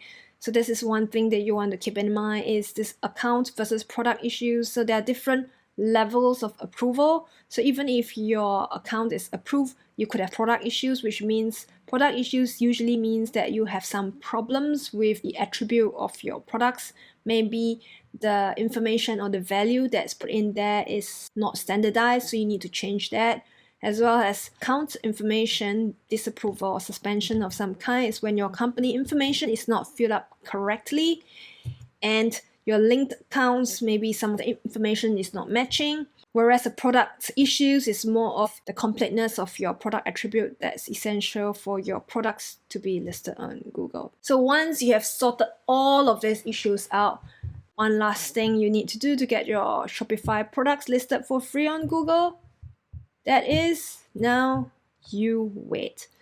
So unfortunately, unless you are actually running shopping ads, which means that you are probably one of Google's VIP clients or customers, if you are only planning to do it for free for now because you don't have the budget yet, so you have to be really patient. Once you fill up all this information, or if your products are suspended or disapproved, once you fix it, and then you might need to wait for like a week or so for them to come back to approve your products. Especially if you have many products, it's going to take a longer time. And if you want to list on your products on multiple countries as well, that's going to take a longer time.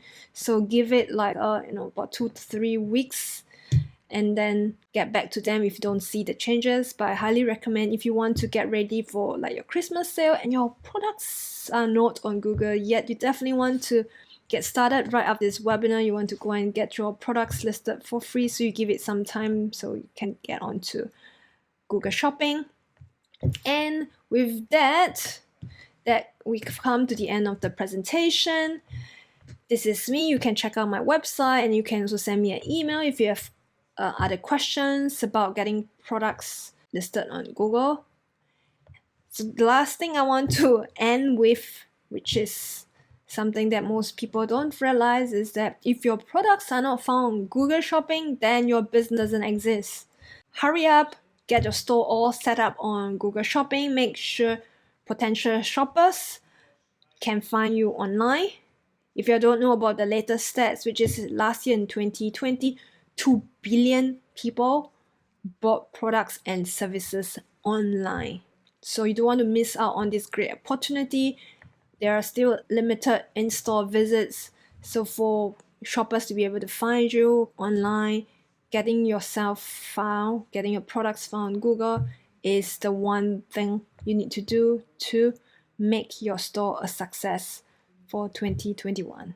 Thank you very much for being patient and coming to the end of my webinar. I wish you luck with your online store and your Christmas shopping season at the end of this year. Take care.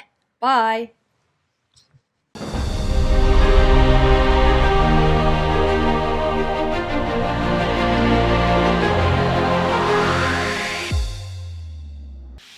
Hi everybody, hope you're all enjoying the event so far. I certainly am. I've been having a lot of fun learning from all the other speakers, and I hope to share something useful for you. I'm a marketer with about 15 years of experience, having worked with agencies to startups to retail brands. Today, I want to share with you my thoughts on how to sell online in today's world. This is the ultimate question, right? Some people might say you just need the right products, or you just need the right suppliers, or you just need good marketing, or you just need to be on Amazon, or you need to work with a good brand ambassador. So which one is it, right? Well, here's the thing. You need to find out yourself. However, I'm going to share a couple of things I keep in my mind that helps me out. You always need to start with your audience. These are the people that's going to buy your products, use your products, and hopefully love it so that they can share it with other people. These are the people that's going to leave reviews on your sites and comments on your social media. And we all know the importance of those, right?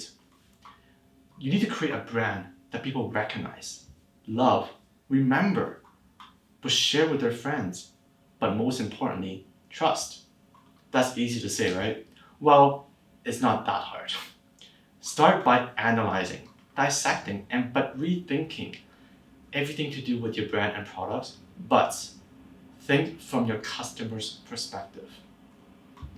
Think from different angles. Think about the different touch points your audience might have with your brand or product. Here's an example. USPs, right? Unique selling propositions. Easy, right? Well, no. You don't just come up with USPs. You need to come up with USPs of your products that your audience find value. Think in the shoes of your customers. What about the products would they find valuable? Maybe it's not the style of the shirts, but it's the buttons that it's using. Maybe it's not the leather that's being used, but it's the types of pockets the bag offers. Did you think about that? How do you find out, right? Work with your customer experience teams. Work with your sales team. Ask on social media. Ask people that's visiting your websites. Your friends, your family, anybody you can get a good sample size from. You need to fully understand how your brand and products are perceived by your audience. That sounds like a lot of work, right? The truth is, it is. And don't think you can just take the easy route and just read an article or watch a video or take a short course on how to succeed in selling online or do what others are doing. You simply can't. You simply cannot take the success of others and replicate it to your business, even if it is the same products. You can take it as a reference for sure, but every company's products, history, reputation, value, branding, and many other things are different. Sure, reading an article or taking a short course can teach you the basic understanding of digital marketing and e-commerce for sure. But you have to be able to put on your filters and really think through how these tactics can be applied to your business and what works for you. Be careful what you read online. So the key here is to understand your audience first and foremost. This is very, very important. Because without this understanding, you won't know how to curate and create your content. You won't know how to position your products. You won't know what resonates with your customers. And you won't know how to stand out from your competitors. Don't just shoot in the dark. Take the time, ask, question things, and find out. Okay, to explain what I mean with this, you need to first understand where your audience are online and how they consume content online to how they behave and interact online. How they use the internet keeps changing all the time. You have to find out and change as they change. Apart from reading emails and online banking, spending time on social media is now the third most popular online activity today, at about 2.5 hours every day. The recent emergence of stories and IGTV, Reels, and TikTok has also taught us that people want interactive, bite-sized, easy to understand, in your face, straight to the point, don't even make me think contents. However, despite all this, people are still expecting highly creative and interesting content, and hopefully content they've never seen before. But this is why TikTok is climbing to one of the top social media platforms today, and fast, because this is exactly what TikTok offers. The global monthly downloads of TikTok have now surpassed Instagram and Facebook since early 2020. That's great, right? It makes it easier for us marketers. I would just go to TikTok and just start advertising and promoting my brand there, right? Well, not so fast. While social media is the best way to get your brand and products in front of the most people, because that's where everybody is online now, it's also very, very challenging. You have to tie in the fact that, on some level, everybody has a negative feeling towards ads. If they see that it's an ad, or think it's an ad, or just even feel that it's an ad, they get turned off. You have to understand that on social media, people are there not to be sold products, but they're there to socialize with others. So the goal here is to make your content as natural or as fitting to what the audience wants as possible. Another challenge here is that the average attention span of a human is now about 8 seconds, lower than a goldfish. You literally have seconds to show your brand, introduce your products, convince them that they need your product, get them over to your store, and then buy something. Whether you use creative content or enticing image or a very exciting video or a combination of all of them, quality over quantity. Always, you have to find a way.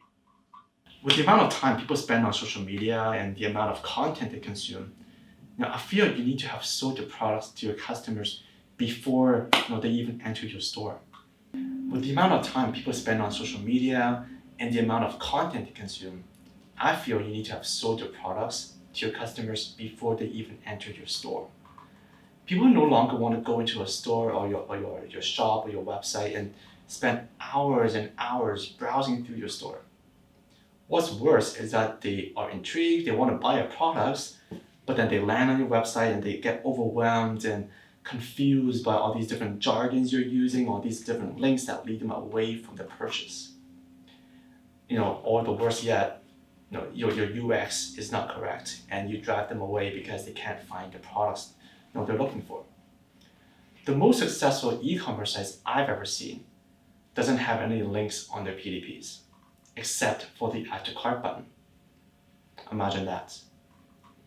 Whenever I do a website design or analyze sales of a website, I always start at the PDP level and the checkout flow and start setting up A/B tests and to find out more about what people are interacting with, clicking, reading. What you want is to have sold your products before they enter your sites. But once they get to your site, it's got to be a quick and smooth flow directly into a transaction without any interruption. Okay, to me, this always boils down to two things: your branding and your content. Yes, obviously there's other things like your website is not responsive, or you send people to the wrong page from your ad, or you have a typo here or there. But these are minor because these are things you can easily identify and can easily fix. What I'm talking about here is your overall brand and the content you produce. The hours you spent in photo shoots and video shoots creating all this beautiful content. The worst experience someone can have is to see your products on a site like Amazon, and if you're in retail, how the products look on the shelf, then visit your website or your social media or see your ads and have totally different experiences because the overall branding is off. Everything from how your logo is used, to the colors you use, the images, the copy, the brand voice, the design elements you use, it's all very, very important.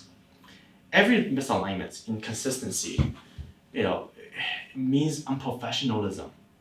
And remember, since people's expectations of products and brands are so high now, they only want to buy from the best, most professional brands. I always start with your physical products because these are variables that you can't just change. Study what the colors are used on the packaging, the fonts that are using, the sizes, the copy, the visuals. These now serve as my brand guidelines that I use, to create content. If at any point you're creating content that doesn't align, you have to change it. Be strict with yourself and strict with others that are working on the contents. Start thinking about every single touch point that a customer could potentially have with your brand and products and start tackling them one at a time. Again, this could be the packaging, to the website, to the social media channels, the posts, the emails that they're getting from you, or how your listings look on Google, to the ads you're running. It's all got to be consistent. Remember, consistency builds brands and again, fosters into trust. Invest in your creative and content teams.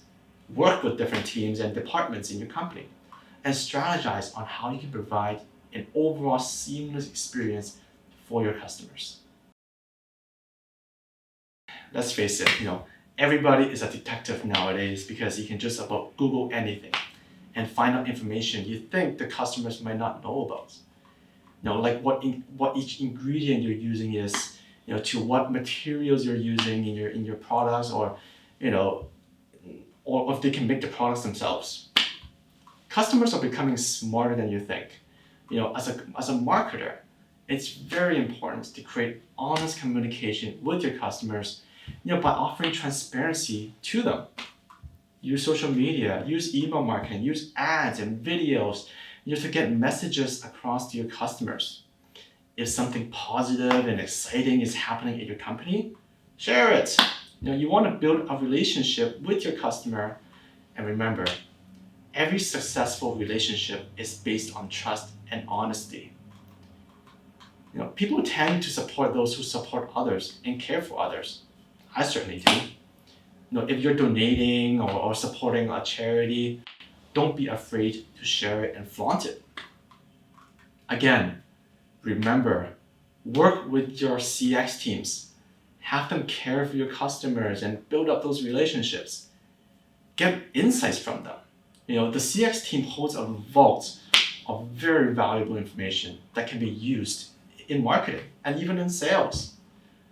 They talk with the customers all day long through phone calls, emails, live chats, social media messages, comments. They know the positives and the negative things they have to say about your brand and your products. They know what your customers want or need, or quite frankly, is confused about. Through these little interactions that your CX team is engaged in, you can even find out where each type of audience is from and from which platform. Who are the customers that are calling versus emailing or using Facebook Messenger. Through these little insights, you can then cater your marketing to the right audience on the right channels at the right time. Where I'm working at now, I have our CX team join all our marketing meetings. And at any point during a discussion, if anything comes up that doesn't resonate with the audience, I have them speak up. Another thing I'm seeing more brands are doing is showing what happens behind the scenes of how the products are made, where they're made, and what goes into the products. I think this is awesome, and this is really, really great. People are more health conscious now and more sensitive to what they put on or into their bodies. It builds a lot of trust to your brand and products if you show your customers exactly how it's made. Obviously, it helps if your products are safe and not harmful to the environment, but hey, if it is, that's okay. Just focus on the points that are. But always have a crisis management plan. Here's what I mean by that. If someone were to comment, leave a comment on your social media or a bad product review on Amazon or talking about something that you want to keep under the radar, have a plan to immediately diffuse the situation and take it offline. Don't just delete it though. People know and are aware if you do that. Remember, customers are really smart now. You should only delete comments if they use profanity or infringes on the policies of the platforms. At the end of the day, the higher the transparency, the more the customer understands about your brand, the company, your products, the more trust it builds, and ultimately providing bigger and longer lifetime value. Needless to say, the pandemic has propelled and accelerated brands and businesses online. Especially when physical retail was shut down and nobody wants to leave their homes. Amazon's net revenue went from 280 billion in 2019 to 386 billion in 2020. That's huge. Now more than ever, you need to have some sort of presence online. Get online and start building a small community, even if it's just on social media. Get online and start a website, so Google can index it, so people can start talking about your brand and your products. Start understanding your customers. I cannot stress that enough. Start generating those, bite-sized content and show them to where your customers are over the internet seamlessly across different channels and devices. And build a brand customers can trust. And all your competitors are succeeding online and you're not, you will be left behind. Yes, it does take time and patience and a lot of hard work, but start building now. It's never too late. That's all I have to share with you today. I hope you found it useful, and thanks.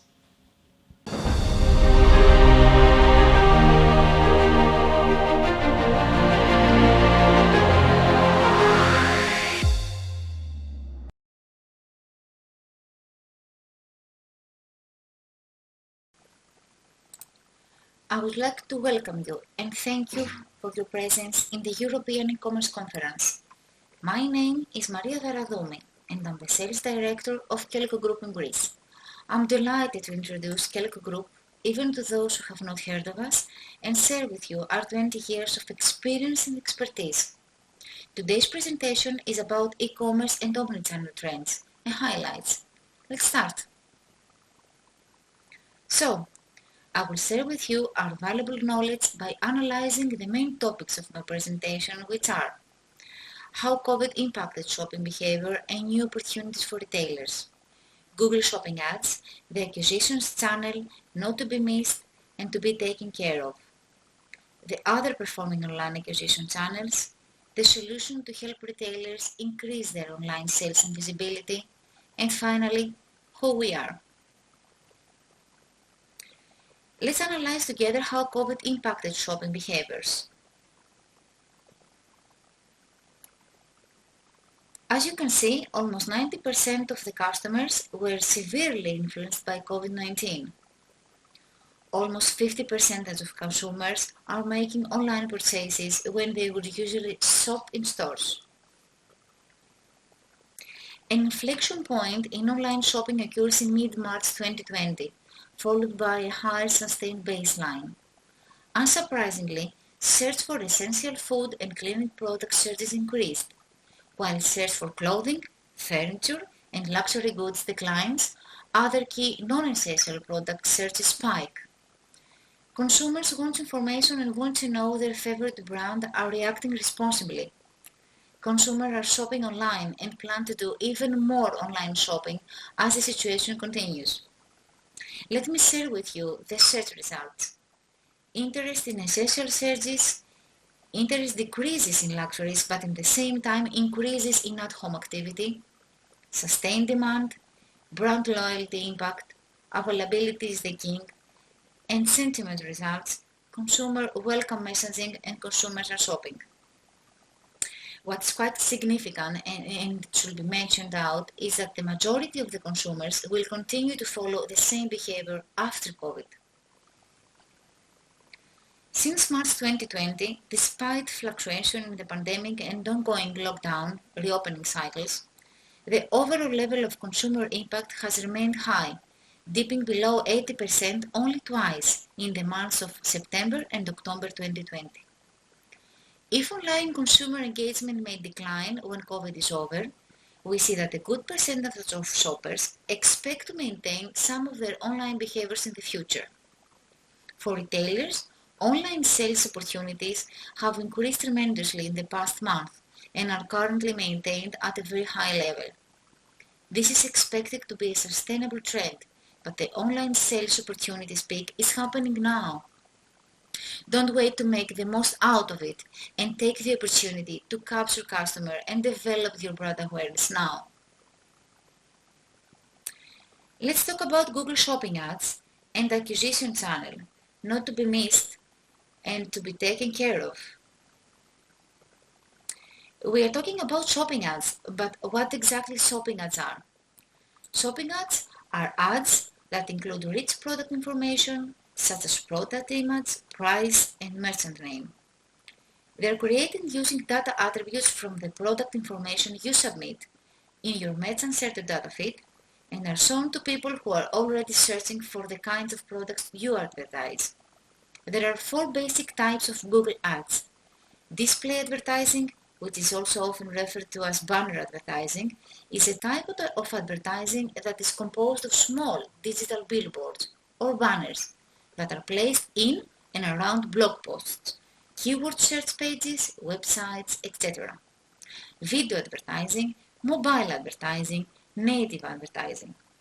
Your text, image, and video ads can appear on the Google Display Network.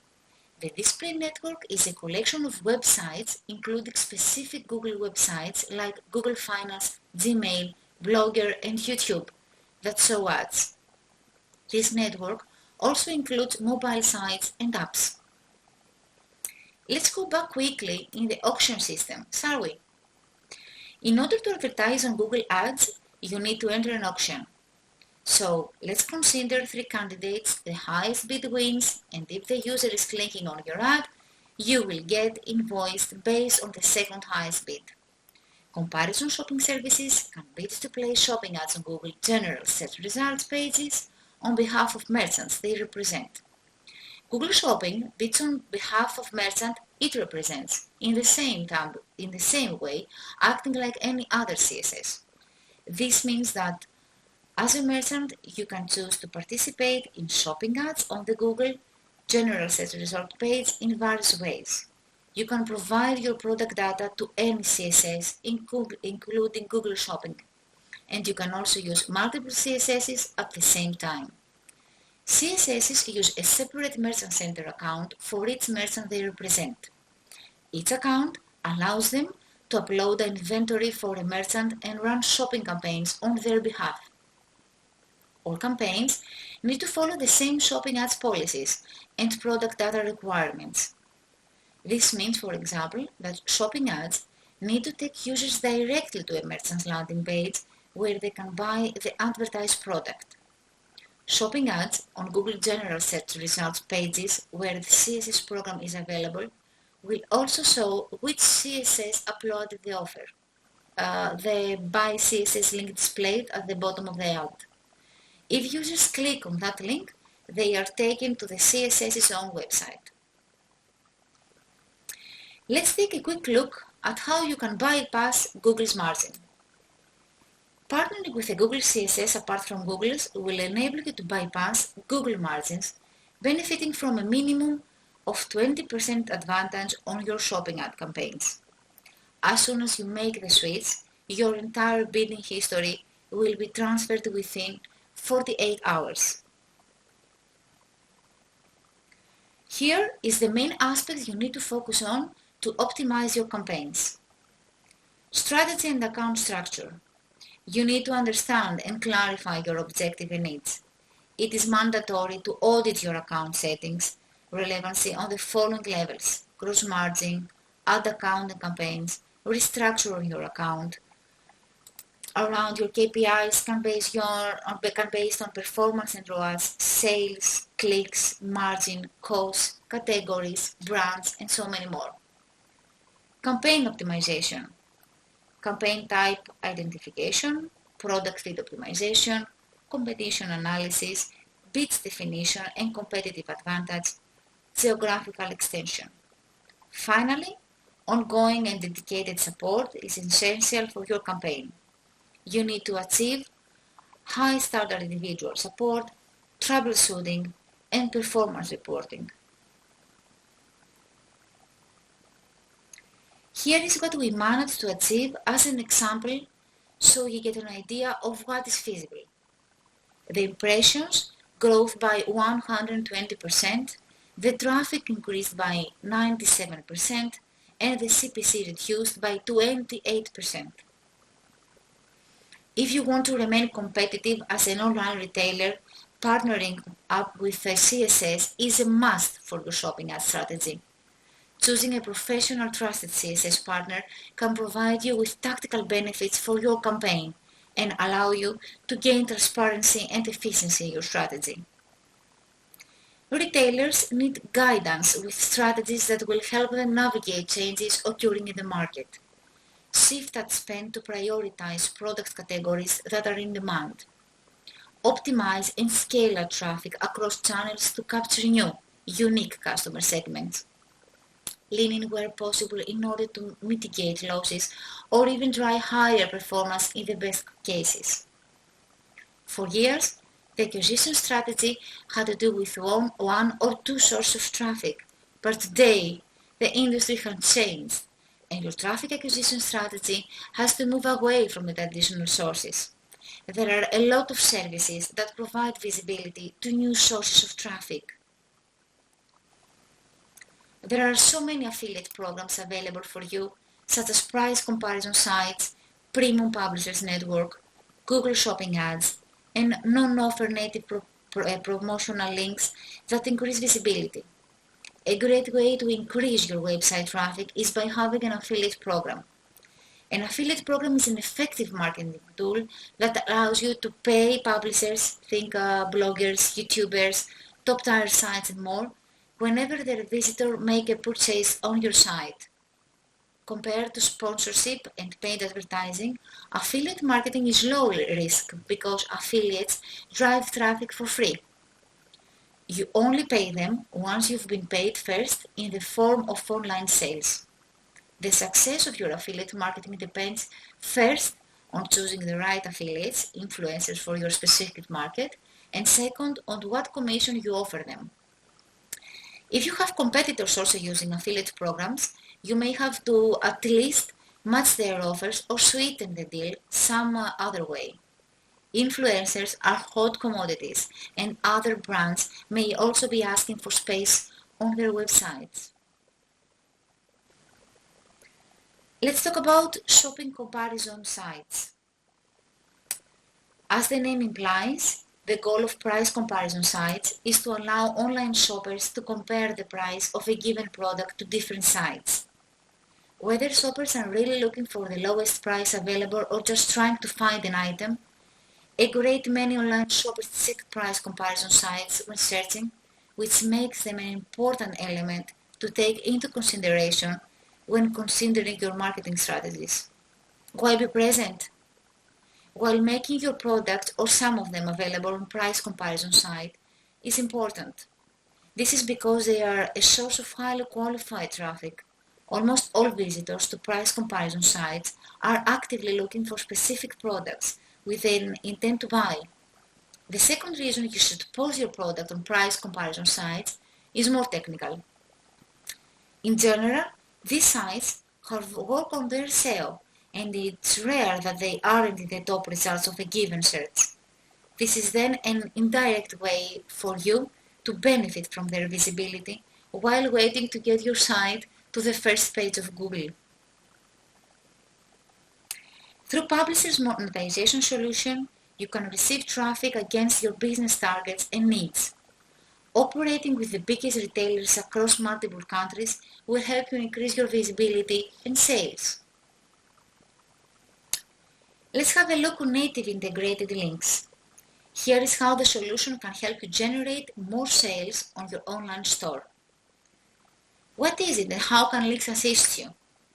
Links will help you reach new shopping audiences through innovative ad formats and allows you to promote any of your website pages. You will be able to capture new customers and promote your events, categories, and any other page in addition to your products. What we can do for you and can help you ameliorate your performance.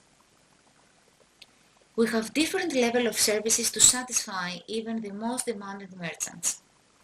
Level 1, we provide access to the bidding advantage, tech support and consultancy. Level 2, You benefit from consulting on strategy, account structure, campaign optimization, troubleshooting, and dedicated support. Finally, level 3, you have access to full campaign management. How can we help you reach new and targeted shopping audiences? We can display your products on our shopping network, so you will receive qualified leads to your online shop who will convert into customers on your site. Our big network and our international presence do not only represent the status of our company, but it also shows how you, yourselves, your company, can grow and expand worldwide through our services and network. Last but not least, please allow me to share with you who we are. Kelco Group is an experienced shopping ads specialist company in 40 countries around the world. We are a B2B company where the customer is our core base. Kelco Group, through an innovative approach, can help your businesses to taste some of the figures that speak for themselves. We are big, we are strong, with an international presence in 40 countries. That's why more than 10,000 merchants trust us and our 22 years of experience. We generate 350 million clicks, 7 million sales, and 800 million revenue annually. Merchants love us because we can generate and share with them the numbers mentioned. Last but not least, what we can do for you. We can deliver incremental sales through Kelco Group network. We can also improve your acquisitions campaign performances. In addition, we can diversify your lead acquisition channels. And finally, we can help you to expand your international visibility and sales. Thank you.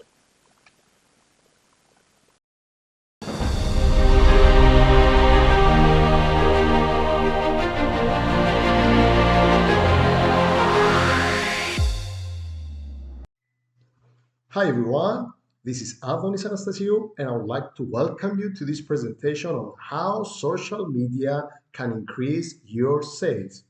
So if you're really looking to find ways to increase your sales, then just pay close attention to this presentation. First of all, let me say a few things about me.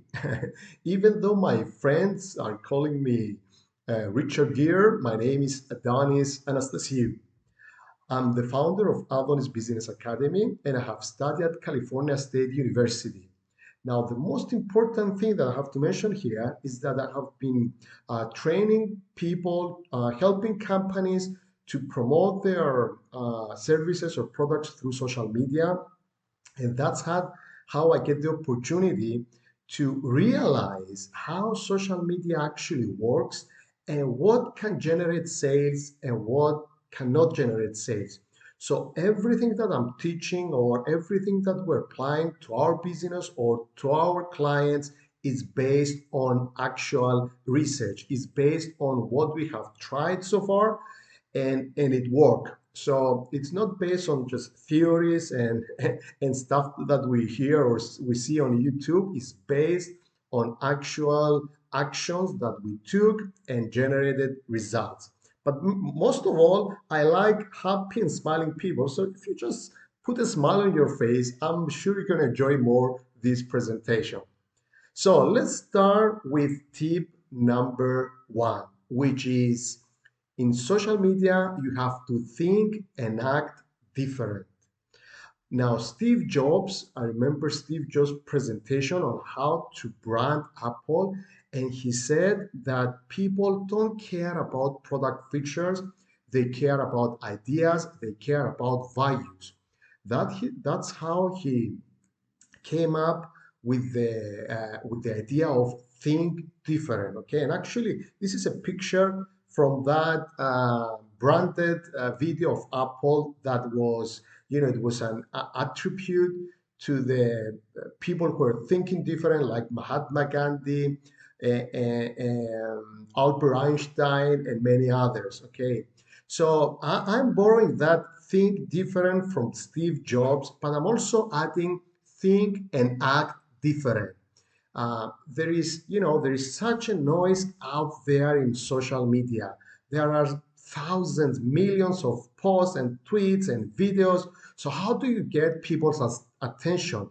By thinking and acting differently. That's why Lady Gaga show up in a meeting, in an award ceremony, wearing a meat on her face. So if you think and act different on social media, you're gonna grab people's attention. Because if you don't grab people's attention, if they don't know about your product and services, then you're not gonna make any sales. So you have to start thinking and act differently. Okay. So don't just compete, competition best serves the needs of the society, not the needs of your business. So in order to stand out, you should always think, how can I be different? How can my brand be different by all other brands? What can we do in order to get people attention? So don't just do the same, post that your competitors are doing. Do things in a different way. Do something unique. Do something different. That's how you're going to break the noise. Okay. So instead of just going and looking what your competitors are doing, just go and do something different, something out of the ordinary. Do something that people will get the opportunity to talk about. Now, one of the various types of posts out there are the entertaining posts, posts that make people laugh. So if you get a really good entertaining post, that's how you're going to get a chance your post to become viral. Usually, fun and entertaining posts can become viral. It's a little bit difficult, but if it's really good and it's related to your line of business, then you might get the chance to be viral. But not just only the fun and entertaining. It can be an engaging post where you ask questions, or it could be an educational post where you showcase, you explain to your potential customers, you give them valuable information. Those types of posts can get viral, and when it becomes viral, then you're going to get all that free exposure, and more people are going to know about your product, about your services, or even about your business. So start from today, and I want you to go down and drill and find ways to distinguish yourself from all the other competitors out there. So I want you to write down a few ideas that comes into your mind about thinking and acting differently. I'm sure you had some ideas in your mind about thinking and acting different, but you didn't apply them because you were skeptical that maybe this is something that your potential customers are not going to like. But just write it down and execute it. Do it. Here I want to share a little story with you. Maybe a few of them might know that story. It was about the Eiffel Tower in Paris. They were thinking to build the Eiffel Tower back in the 1800s, a few of the artists and a few of the architects says, oh, we don't want that building, that Eiffel Tower to be built in Paris. It will be an abomination. It will turn away tourists. Nobody wants the Eiffel Tower. Why you're building it? And they get all that bad criticism. But guess what? Eiffel Tower is standing tall, and it's there, and it's one of the most iconic monuments of the world, and it attracts so many tourists in Paris because they want to see the Eiffel Tower. So you have to be different. You have to act and think different on social media. So to get people's attention, and that's how they're going to know about your product and services, and then they can buy. Because if they don't know about your product or services, they're not going to buy. If they know about your product and services, at least you have a chance. Okay. So when you're going to start thinking and acting different on social media, of course, some haters are going to come and they're going to tell you, this is bullshit. What are you doing? You crossed the line or whatever. But guess what? Remember those critics of the Eiffel Tower and just move on with your strategy of thinking and acting differently. That's how Apple became Apple because they think and act differently. Tip number 2, omnipresence.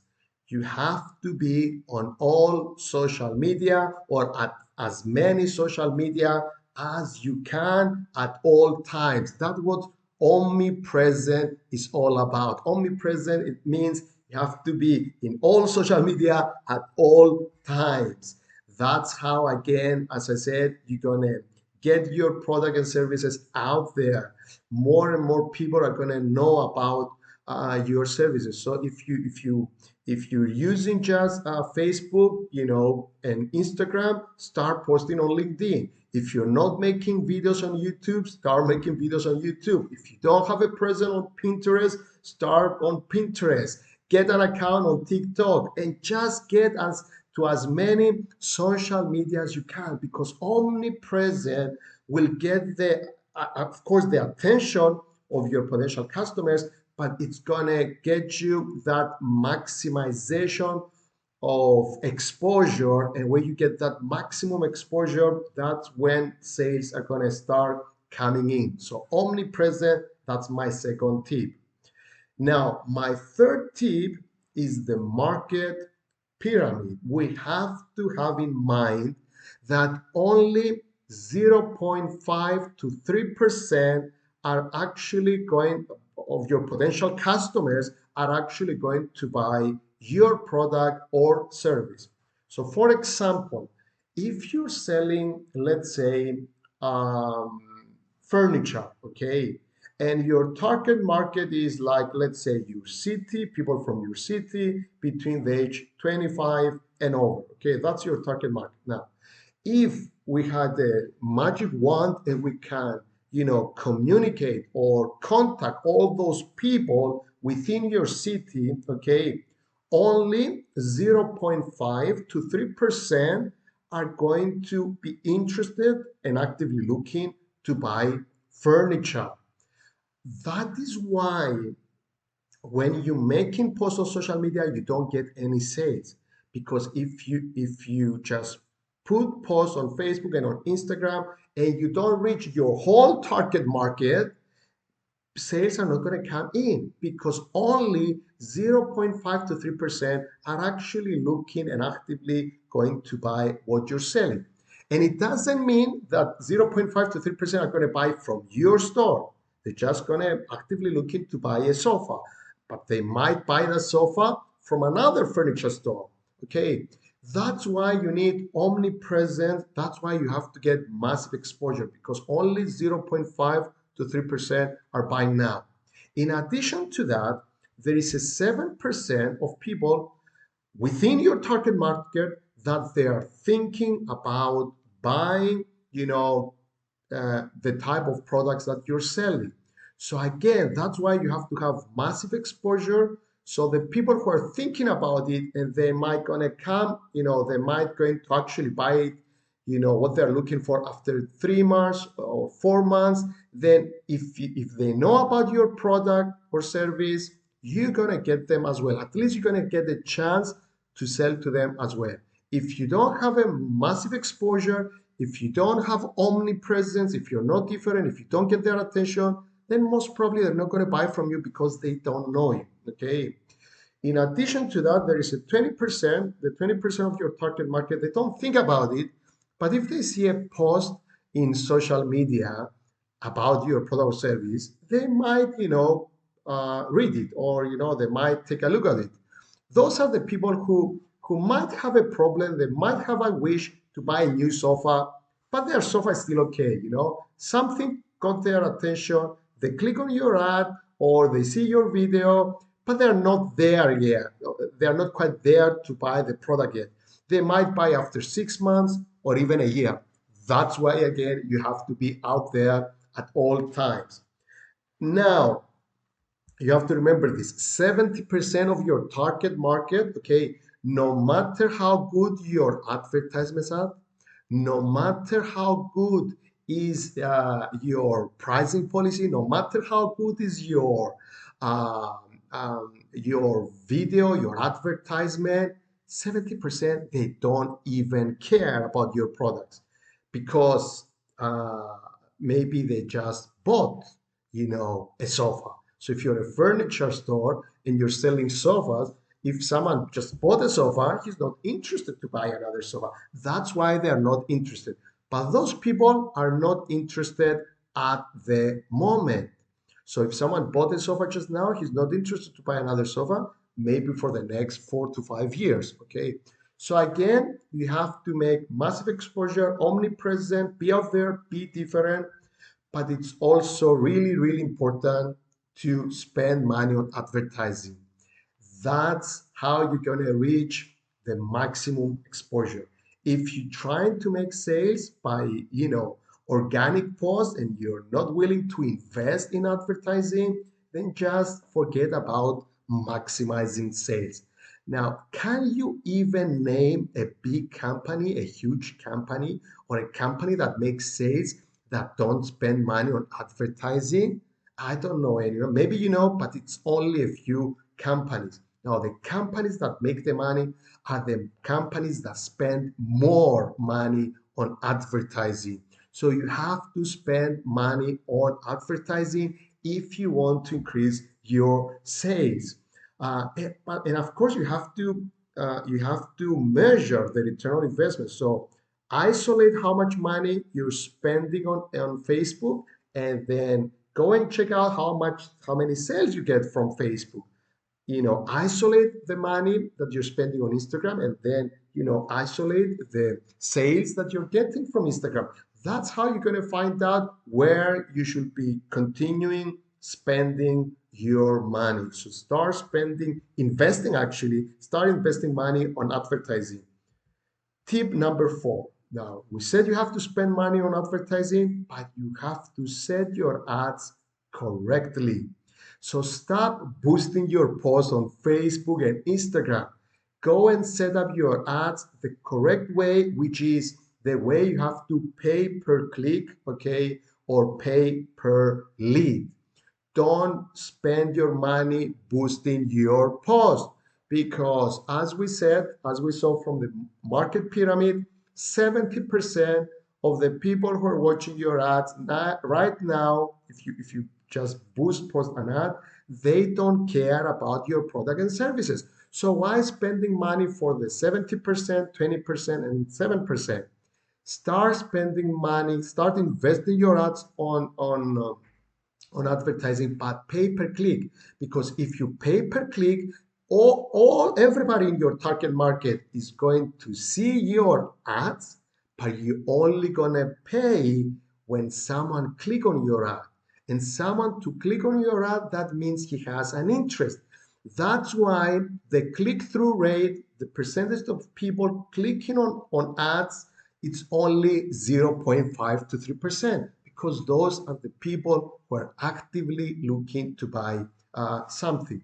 Of course, you might get some people from the 7%, but why spending your money boosting posts, getting, that, of course, you get exposure, but you don't get any traffic to your website, you don't get any leads. So set up your ads correctly and start spending money through PPC, pay-per-click, or pay-per-lead. And Facebook and Instagram and LinkedIn and Google Ads, all those platforms has a way to set them correctly. You have to do, of course, the right training.